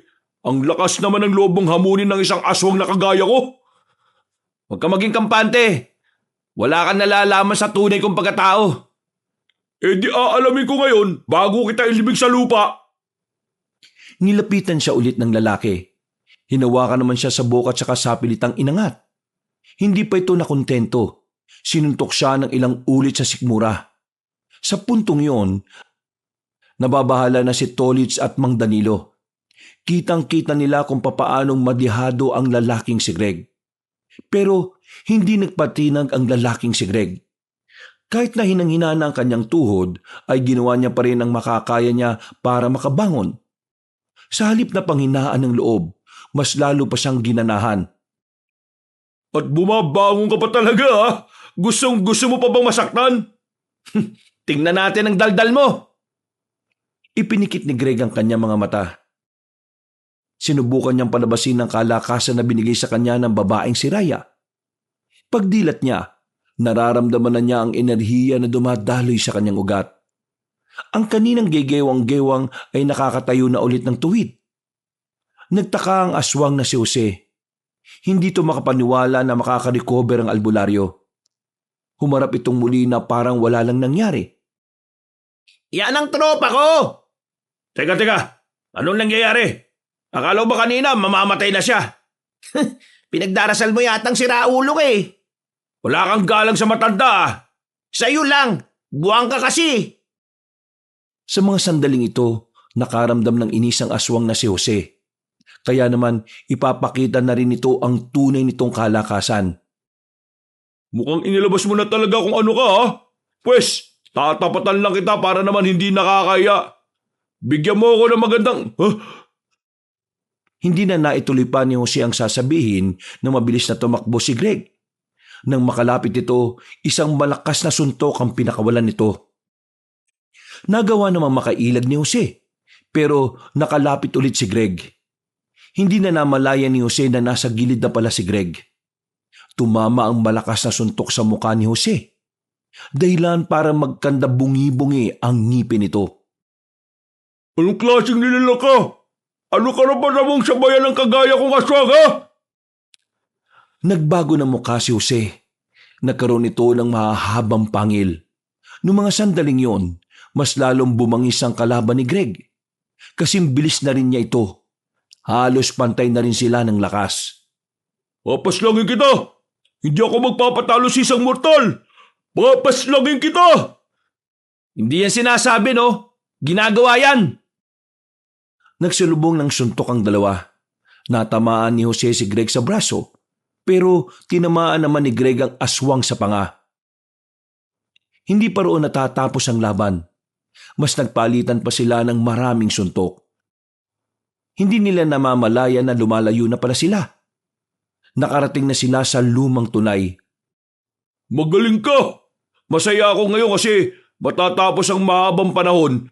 Nagkaroon ako ng kalaban na kayang tumagal sa akin. Mukhang matagal ka na palang nakaranas ng mga ganitong laban, ha? Nakakaya ka. Ako, ngayon pa lang. Pero pinahirapan ka na ng isang baguhan. Tumigil ka! Hindi ko pakikinggan ang mga sasabihin mo. Papatay na lang kita! Muling umatake si Jose, pero agad din namang nailagan yun ni Greg. Nang makakuha ng tamang pagkakataon ng binata, agad niyang pinadapo ang kamao niya sa tiyan ng kanyang kalaban. Namilipit sa sakit si Jose. Nakaramdam nito ng sakit kaya sandali itong natigilan. O bakit? Anong problema mo? Ang saya-saya ko ngayon. Ang ganda ng laban. Salamat, ha, kasi binigyan mo ako ng ganitong uri ng laban. Huwag kang matuwa. Ito na ang huling sandali mo. Tila naging bato-bato ang katawan ni Jose. Umumbok ang mga braso nito. Mas lumaki ang katawan kumpara nung una. Pero kahit na ganon, hindi man lang kinabahan si Greg. Nangingibabaw na kasi sa kanya ang lakas na ipinagkaloob sa kanya ni Raya. Hoy aswang! Kapag natalo kita sa laban na to, sasabihin mo na sa akin kung nasaan si Raya, ha? Pero kapag ikaw ang natalo ko, kakainin ko ang dalawang kasama mo at magiging asawa ko pa ang diwata na yon. Tapusin na natin ang laban na to, Jose. Masyado nang mahaba ang oras natin, eh. Kung yan ang gusto mo, tara!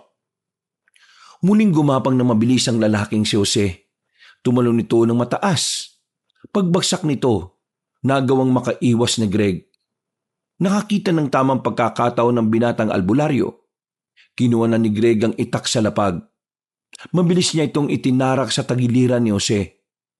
Nangugutin niya yon, ay binira naman niya ito sa hita. Napahiga na ang aswang at tinulak na si Greg sa liig ng itak. Wala kang pag-asang manalo ngayon. Kaya sabihin mo na sa akin kung nasan si Raya. Tingin mo, kakayanin mo si Inang? Wala ka ba sa kalingkingan niya? Hindi ka rin makakapantay sa kanya.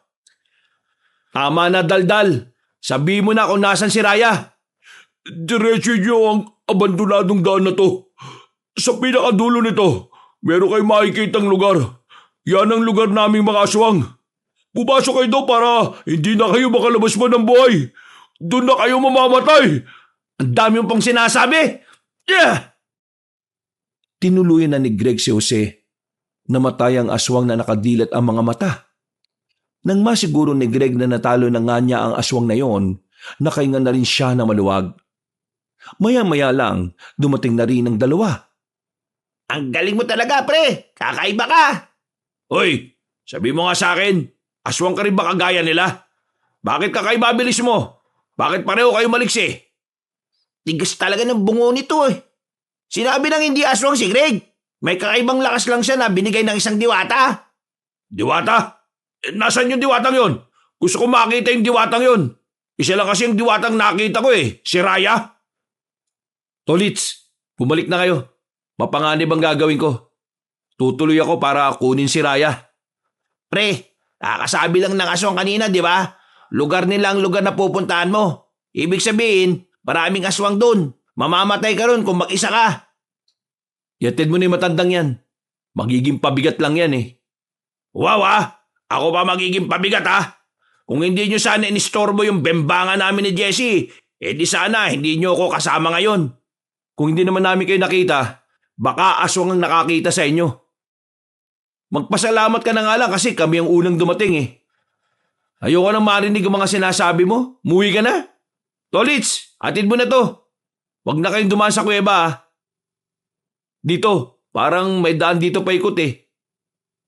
Kailangan nyo lang akyatin. Ang Danilo, umuwi ka na mag-isa. Sasamahan ko ang kaibigan ko. Biglang napaisip ang matandang lalaki. Batid nitong maaari pa rin siyang mapahamak kapag bumalik siya. Kaya kahit na hindi nito kasundo si Greg, ibinaba na lamang nito ang pride nito. Oy Greg, pwede bang sumama na lang din ako? Natatakot ako kung uuwi ako na mag-isa eh. Baka mahala pa ako ng mga aswang. Narinig mo naman siguro kanina, di ba? Magiging pabigat ka lang. Wala kang iaambag sa amin. Sige, sumama ka. Pero kapag may nangyaring masama sa'yo, hindi ka namin pananagutan ha? Naintindihan mo? Pre, sigurado kayo sasama natin? Kailangan natin ng ipapain mamaya. Kaya isama na rin natin to. Kung sa bagay, tama ka nga. Anong pain ang sinasabi nyo? Hindi na nagsalita pa si Greg. Naglakad na rin ito at sumunod naman si Tolits at Mang Danilo. Hindi alintana ang kadiliman. Tinahak nila ang daan. Hindi na nakakaramdam ng takot si Greg sa mga sandaling ito. Ramdam na ramdam pa rin kasi niya ang enerhiya sa buo niyang katawan. Habang si Tolits at Mang Danilo naman, hindi maiwasang hindi kabahan. Sa uri ng lugar na tinatahak nila, hindi malabong bigla na lamang may lumabas na aswang para atakihin sila. Sandali lang. Masakit na pa ako kakalakad. Kanina pa tayo naglalakad eh. 1 oras na rin. Malayo pa ba? Yan na nga ba sinasabi ko eh. Reklamo ka ng reklamo eh. O sige, magpahinga na muna tayo. Umupo sila sa gilid ng kalsada. Sinuyod ni Greg ng tingin ng paligid. Ganun na ganun ang mga lugar na napapanood niya sa pelikula. Hindi niya inakala na malalagay din pala siya sa ganoong uri ng sitwasyon. Huminga na lamang ng malalim si Greg. Naisip na naman niya ang babaeng si Raya. Nag-aalala na siya sa kaligtasan ng dalaga.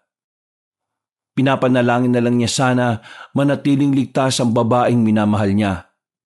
Napahawak si Greg sa kanyang dibdib. Aminado na siya ngayon na tama ang nararamdaman niya kay Raya. Hindi na niya ito may tatago. Total, nagpapahinga na lang din naman tayo. May tatanong na lang ako sa iyo, Mang Danilo. Wow ah, close ba tayong dalawa? Hindi, pero kapag iniwan ka namin dito, magiging close tayo bigla. Ito naman, Ano bang itatanong mo? Bakit bang manyak-manyak mo? Hindi ko rin alam eh. Basta kapag nakakakita ako ng magagandang babae, parang bigla ako nabubuhayan eh. Kaya siguro hindi ka nagkakaroon ng asawa eh, ano? Hindi naman talaga ako nag-asawa. Kasi kapag nag-asawa ako, tapos ang ganitong ugali ko, masasaktan ko lang ang magiging asawa ko. Kaya ito, mas pinili kong maging single. Para kahit na anong oras eh, pwede akong lumandi. Pwede kong ikama kahit na sino. Hanip din pala ang mindset mo eh, no? Buti, hindi ka kinakarma niyan. Karma? Hindi ako tinatablan nun eh.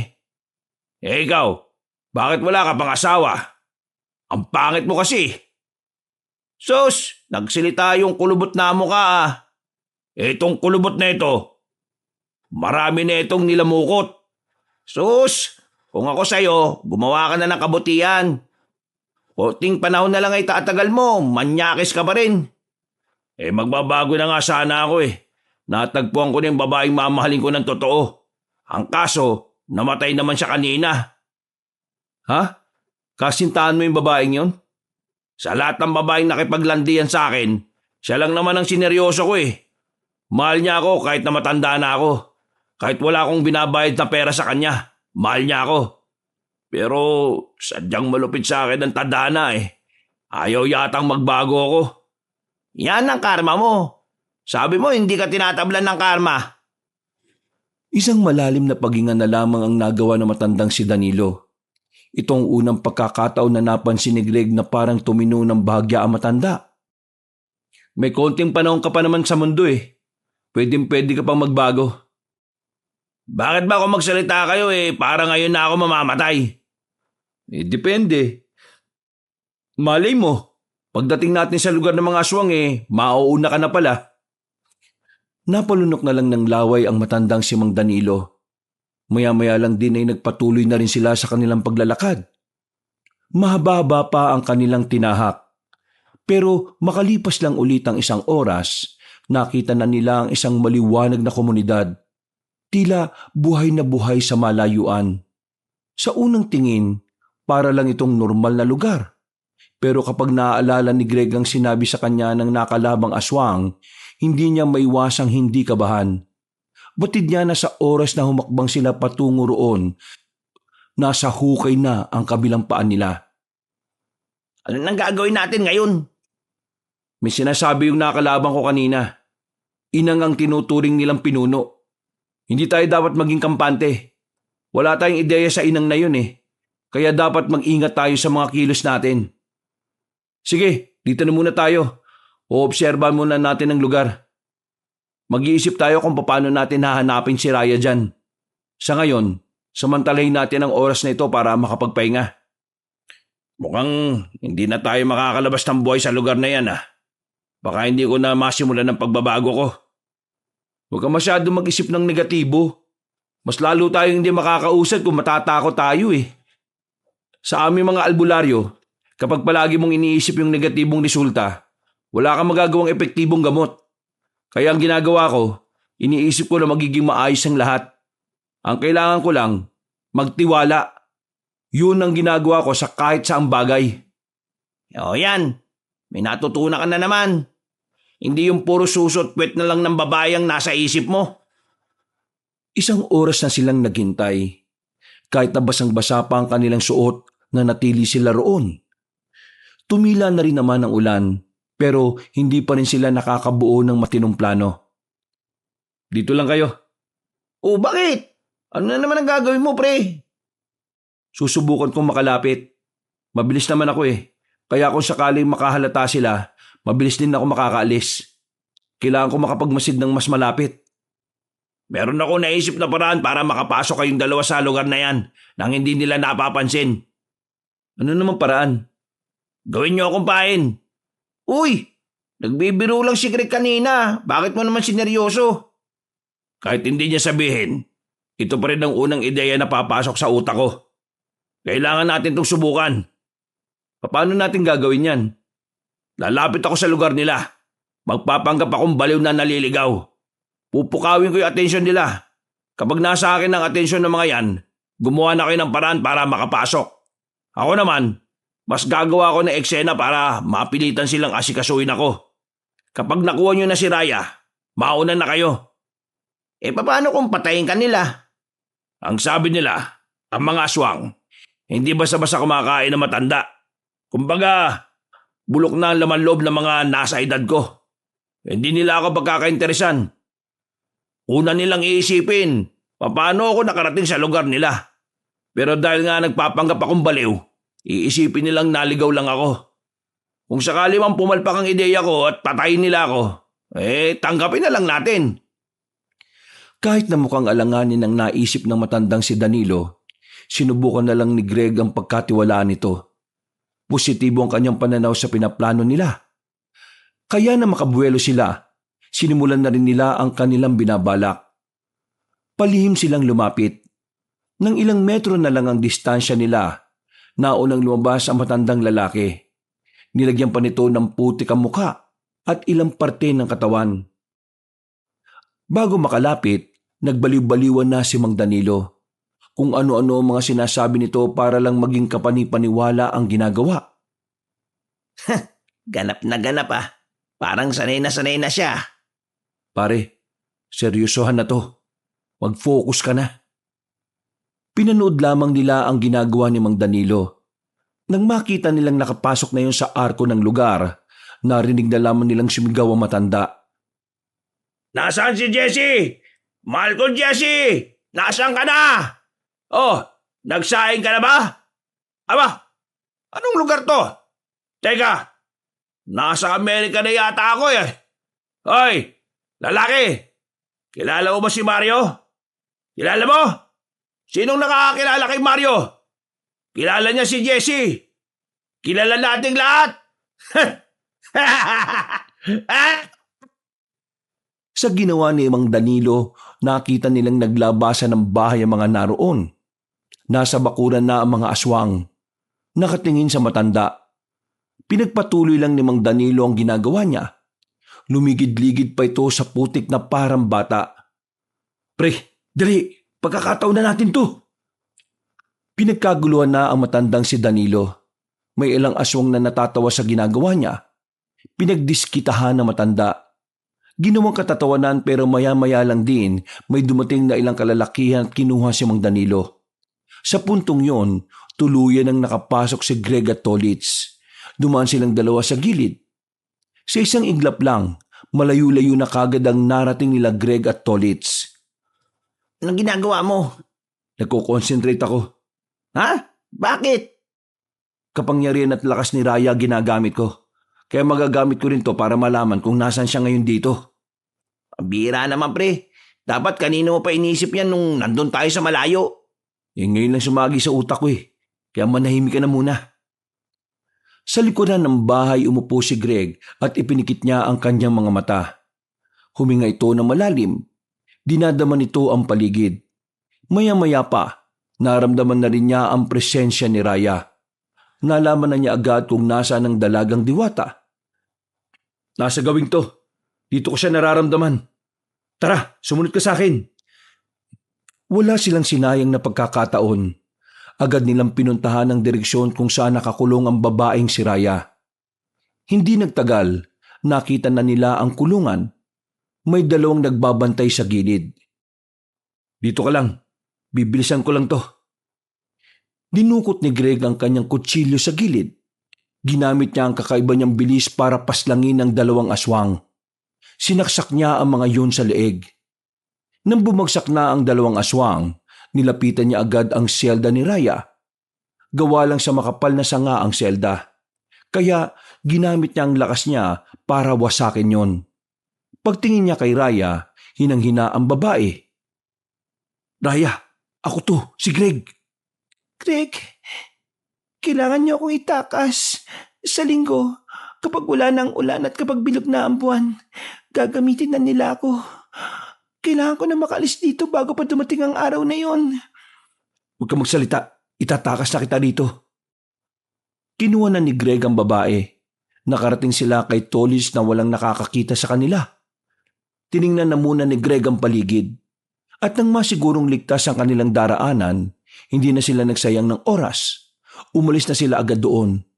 Pero bago sila makalabas sa lugar na yon, bigla na lamang nilang naalala si Mang Danilo. Pero sabi niya, mauna na tayo, di ba? Kailangan nating iligtas si Mang Danilo. Siya ang dahilan kung bakit natin nakuha si Raya. Pero kakaunting kimot na lang, makakalabas na tayo eh. Babalik pa ba tayo? Baka masayang lang yung sakripisyo ni Mang Danilo kapag nahuli rin tayo. Alam ni Greg na may punto naman talaga ang kanyang kaibigan. Kaya kalaunan, pumayag na rin siyang lisanin ng lugar na iyon. Nagmamadali silang lagpasan ng arko.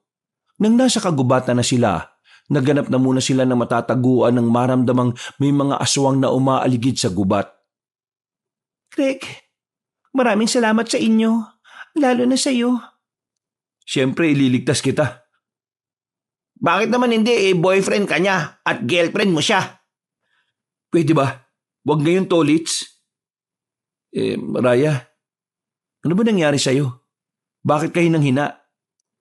May ginawa silang ritual kanina. Parte yun ng pag-angkin nila sa kaluluwa ng isang diwata. Alam mo ba kung paano natin sila tatalunin? Kailangan mo mapas lang ang tinatawag nilang inang. Ang matandang babae na may pangalang Mahalungad. Isang sinaunang aswang. Kapag napatay mo siya, mamamatay na rin ng kusang ibang aswang. Konektado mga buhay nila. Oh, yun naman pala eh. Kaya mo na yan, pre. Hindi nyo dapat malitin si Mahalungad. Kahit matanda na siya, malakas pa rin siya. Greg, bibigyan kita ulit ng kapangyarihan para makayanan mong tapatan ang pinuno ng mga aswang. Hindi, wag na. Kapag ginawa mo yan, baka kung ano mangyari sa'yo. Magiging maayos lang ako. Huwag mo kong intindihin. Kailangan mo siyang matalo, Greg. Ikaw lang ang makakatalo sa kanya. Pre, sundin mo na lang ang sinasabi niya. O sige, papayag na ako. Pero ipangako mo sa akin magiging ayos ka lang. Akin na ang mga kamay mo. Pumikit ang dalaga. Ilang segundo lang, naramdaman na ni Greg na nagiinit na ang kanyang katawan. Parang may gumagapang na kuryente. Lumakas ang kanyang mga pandama. Pakiramdam niya ay sobrang gaan ang kanyang katawan. Matapos yon, bumitaw na si Raya sa kanya. Nawalan na ito ng malay. Raya! Uy! Anong nangyayari sa'yo? Huwag ka maingay. Baka may makarinig sa atin. Hinawakan ni Greg ang pulso ni Raya. Nakahinga siya na maluwag ng mapagtantong buhay pa ang babae. Pre, ikaw na bahala sa kanya. Dumang ka sa gawing yun. Ilayo mo na siya dito agad. Susuyurin ko ang kagubatan. Bakit hindi ka nalang sumabay? Kapag sumabay ako sa inyo, malalagay lang din kayo sa kapahamakan. Dito lang ako. Haharangin ko ang mga aswang nahahabol sa inyo. Ihatid ko muna kayo dun sa akasya. Hanggang dun lang ako. Binuhat na ni Tolit si Raya. Lumabas na sila sa kanilang pinagtataguan. Nang marating na nila ang puno ng akasya, bigla na lamang lumabas ang matandang babae mula sa likuran ng puno. Dahil sa biglang pagsilip ng buwan sa mga ulap, natamaan ng liwanag ang matandang babae. Nakangiti ito sa kanila. Parang sobrang saya nitong makita silang magkakasama. Ikaw? Ikaw yung matandang nagtanong sa akin nun, di ba? Ako nga. Buti naman at naaalala mo pa ako. Ikaw bang sinasabi nilang Mahalungad? Ang sinaunang aswang? Ako nga. At nandito ako para iligtas kayo sa tiyak na kapamakan. Iligtas? Nahiba ka na ba? Ililigtas ko kayo sa kapamakan. Hindi ko kayo sasaktan. Yun ay kung ibibigay ninyo ng mapayapa ang babaeng yan. Tingin mo talaga ibibigay namin siya sa'yo? Matapos naming ibuwis ang buhay namin para lang makuha siya? Sinasabi mo bang mas pipiliin mong mamatay kaysa umuwi ng buo? Mas pipiliin ko pang patayin ka kaysa ibigay siya sa'yo. Hibang ka na ba? Tumawa ng mahina ang matanda. Ramdam ni Greg ang pagiging kampante nito. Bagay na nagdudulot naman ng kaunting pagkabahala para sa kanya. Hinanda na niya ang kanyang itak. Pumorma na ang binata at pinatabi na niya si Tolis na pasan pa rin si Raya. Patawarin sana ako ng Diyos dahil ito ang unang pagkakataon na papatol ako sa matanda. Babae pa. Tumawa ulit si Mahalungad sa kanya. Tila hindi ito nababahala sa katapangan na pinapakita ng binata. Maya-maya pa, hindi na nagsayang ng oras ang binatang si Greg. Nagmamadali niyang nilapitan ang matandang aswang pero nahawakan lang ni Mahalungad ang kanyang itak. Walang kahirap-hirap na inago yun sa kanya at itinapon sa malayo. Gusto kong maging patas ang laban. Hindi ako gagamit ng patalim. Kamao sa kamao lang ang laban. Dumistansya agad si Greg. Aminadong nabigla siya sa pinakita ng kanyang kalaban. Dito niya nasabi na hindi problema ang edad para sa mga aswang. Hindi na muna siya umatake. Nag-isip siya kung anong paraan ang magiging epektibo. Muli, pinagana na naman niya ang kapangyarihan na bigay ni Reyna. Ginamit niya ito para makagawa ulit ng pag-atake. Sa sobrang bilis niya, hindi na niya nagawa pang ilagan si Mahalungad. Nagawa niya itong suntukin sa muka. Tumilapo na magandang babae. Hindi pa nga siya nakontento, sinundan niya agad yon. Ang kaso, madaling nakabangon na matanda. Nakatayo ito agad na parabang walang nangyari. Binibigyan pa kita ng isa pang pagkakataon. Ibalik mo na sa akin na mapayapa ang babaeng yan. Hindi ko kayo sasaktan. Kung talagang malakas ka, kukunin mo siya sa akin nang hindi nagpapaalam. Ang kaso, hindi ka malakas eh. Alam mong magiging hadlang din ako sa'yo, kaya gusto mong idaan sa maayos na usapan. Pwes, pasensyaan tayo. Ako magiging hadlang sa gusto mong mangyari. Hindi mo ako naiintindihan. Wala akong dapat intindihin. Baluktot ang katwiran mo eh. Humanda ka ngayon. Susunod ka na sa lalaking si Jose. Ano nangyari kay Jose? Anong nangyari sa kanya? Eh di pinaslang ko siya dahil sinubukan niya kaming Pinaslang mo pinagkakatiwalaan ka? kahit sinong pinagkakatiwalaan mo, basta aswang, papaslangin ko. Nakita na lamang ni Greg na nanggigigil na ang matandang babae. Unti-unti na itong nagbago ng anyo. Ang kuba niyang likod ay bigla na lang tumuwid. Dumami ang buhok nito sa katawan. Lumaki rin ang mga muscle nito. Malayong malayo na ito sa matandang nakaharap niya. Para itong isang lalaki. At ang mas nakakakilabot pa sa itsura nito ay ang isang sungay na lumabas sa kaliwang parte ng ulo nito. Binigyan mo ako ng bagong dahilan para gawin ito. Humanda ka ngayon! Hindi tumugon si Greg. Inihanda niya lang ang kanyang sarili. Pagkatapos umangil ni Mahalungad, umatake na ito ng mabilis. Nakita na lamang ni Greg na nasa harapan na niya ang matanda. Hinawakan siya nito sa kwelyo at tinambalo sa puno. Dahil sa kapangyarihan na tinataglay ng kanyang katawan ay nakabangon naman siya kagad. Pero pagtingin ni Greg sa kalaban niya, nakita niyang nasa harapan niya yun ulit. Sinipa niya ito sa muka. May hilo-hilo siyang dumistansya. Napatukot pa siya sa katawan ng isang puno. Isa ka lamang mortal! Ang lakas naman ng loob mo na humarap sa maalamat na aswang na kagaya ka! Ganyan na ganyan din ang sinabi sa akin ni Jose. Pero ngayon, pinapapak na siya ng mga uod. Ngayon, ikaw ang papapakin. Pero hindi mga uod ang uubo sa'yo. Mga aswang! Muling umatake matandang si Mahalungad. Hindi yun magawang ilaga ni Greg. Masyado yung mabilis. Hindi niya mabantayan ang kilos nito. Kaya wala pang 10 minuto, bugbog na ang katawan ng binata. Pre, kaya mo yan. Isipin mo na lang na kailangan mo talunin na matandang yan kasi magpapakasal pa kayo ni Raya. Sa sinabing yun ni Tolitz, tila nagkaroon ng bagong dahilan si Greg para mas tibayan ang sarili niya. Huminga siya ng malalim at saka sinubukang ikondisyon ng sarili. Kaso pagbangon niya, nasa harapan na niya si Mahalungad. Sinipa niya ito sa likod kaya napadapa siya ulit. Sa nakikita ni Greg, ramdam niya na pahihirapan muna siya ni Mahalungad hanggang sa tuluyan siyang mamatay. Ipapadama sa kanya ang sakit at paghihirap. Hindi na siya nakakuha pa ng tamang pagkakataon para umatake. Parang alam na matanda ang mga susunod niyang galaw. Pero may naisip siyang ibang paraan. Ano bang gagawin niyo kay Raya? Tila kumalma ang matandang babae. Naramdaman ni Greg na kakagat ang kalaban niya sa gagawin niyang plano. Siya ang susi para mapatagal ng aswang ang pananatili sa mundong ito. Kung papayag na akong ibigay siya sa'yo, paano ko makakasiguro na palalayain mo kaming dalawa ng kaibigan ko? Uy, buwang! Anong pinagsasabi mo? Isusuko mo na lang basta si Raya? Pre, wala na tayong magagawa pa. Hindi ko siya kaya eh. Hindi sapat ang binigay ni Raya na kapangyarihan sa akin. Pero akala ko ba ilalaban mo ng patayan si Raya? Anong nangyari sa tapang mo? Hindi ko kilala si Raya.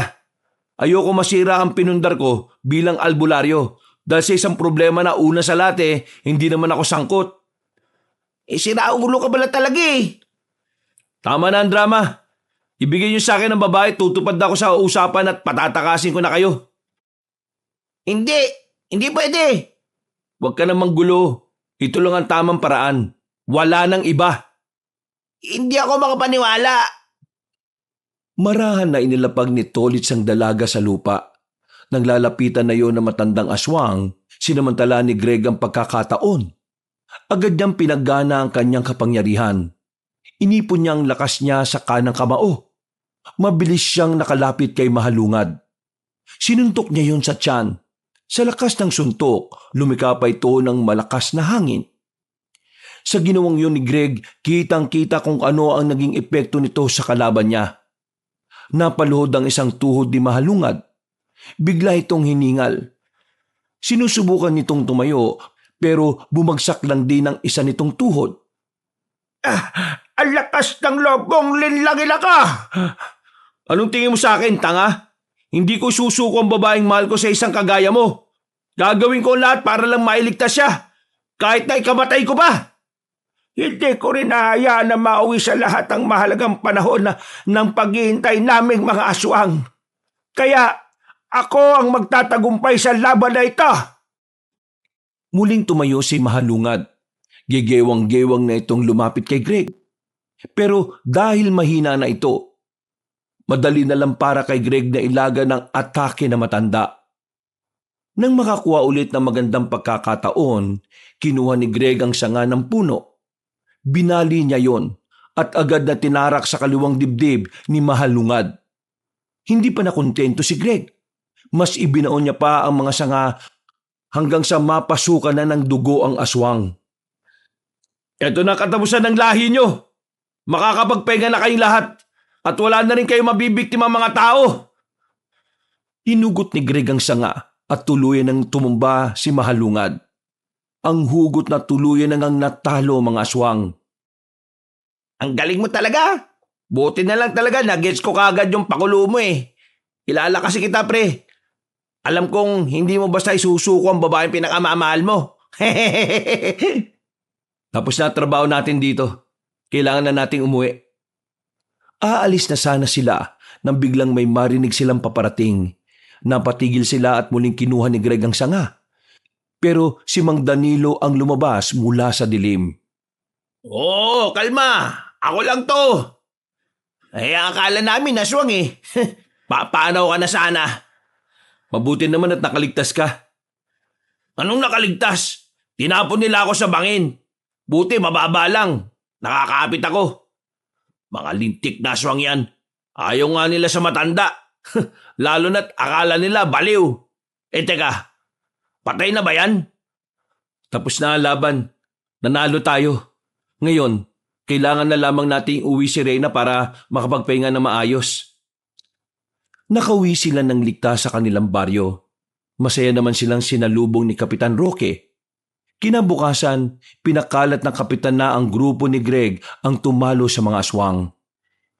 Marami ang humanga sa ginawa nila, pero ang pinakamagandang papuri na narinig niya ay mula kay Raya. 3 araw ang nakalipas. Bumalik na rin ang sigla ng dalaga, pero ang kapangyarihan nito ay hindi pa rin nakakabalik sa katawan nito. Bagay na ipinagtataka ni Greg. Pero sa kabilang banda, ipinagpasalamat na rin niya. Alam niya kasing kapag nagkaroon na ulit ng kapangyarihan si Raya, magagamit na ng babae ang medalyon para buksan ang lagusan. Maraming salamat sa pagligtas mo sa akin, Greg. Kung hindi dahil sa'yo, wala na ako ngayon. Pasalamatan mo sarili mo, no? Kung di dahil sa kapangyarihan mo hindi na naman kita maililigtas. Pero hindi pa ba nabalik yung kapangyarihan mo? Hindi na yun babalik. At bakit?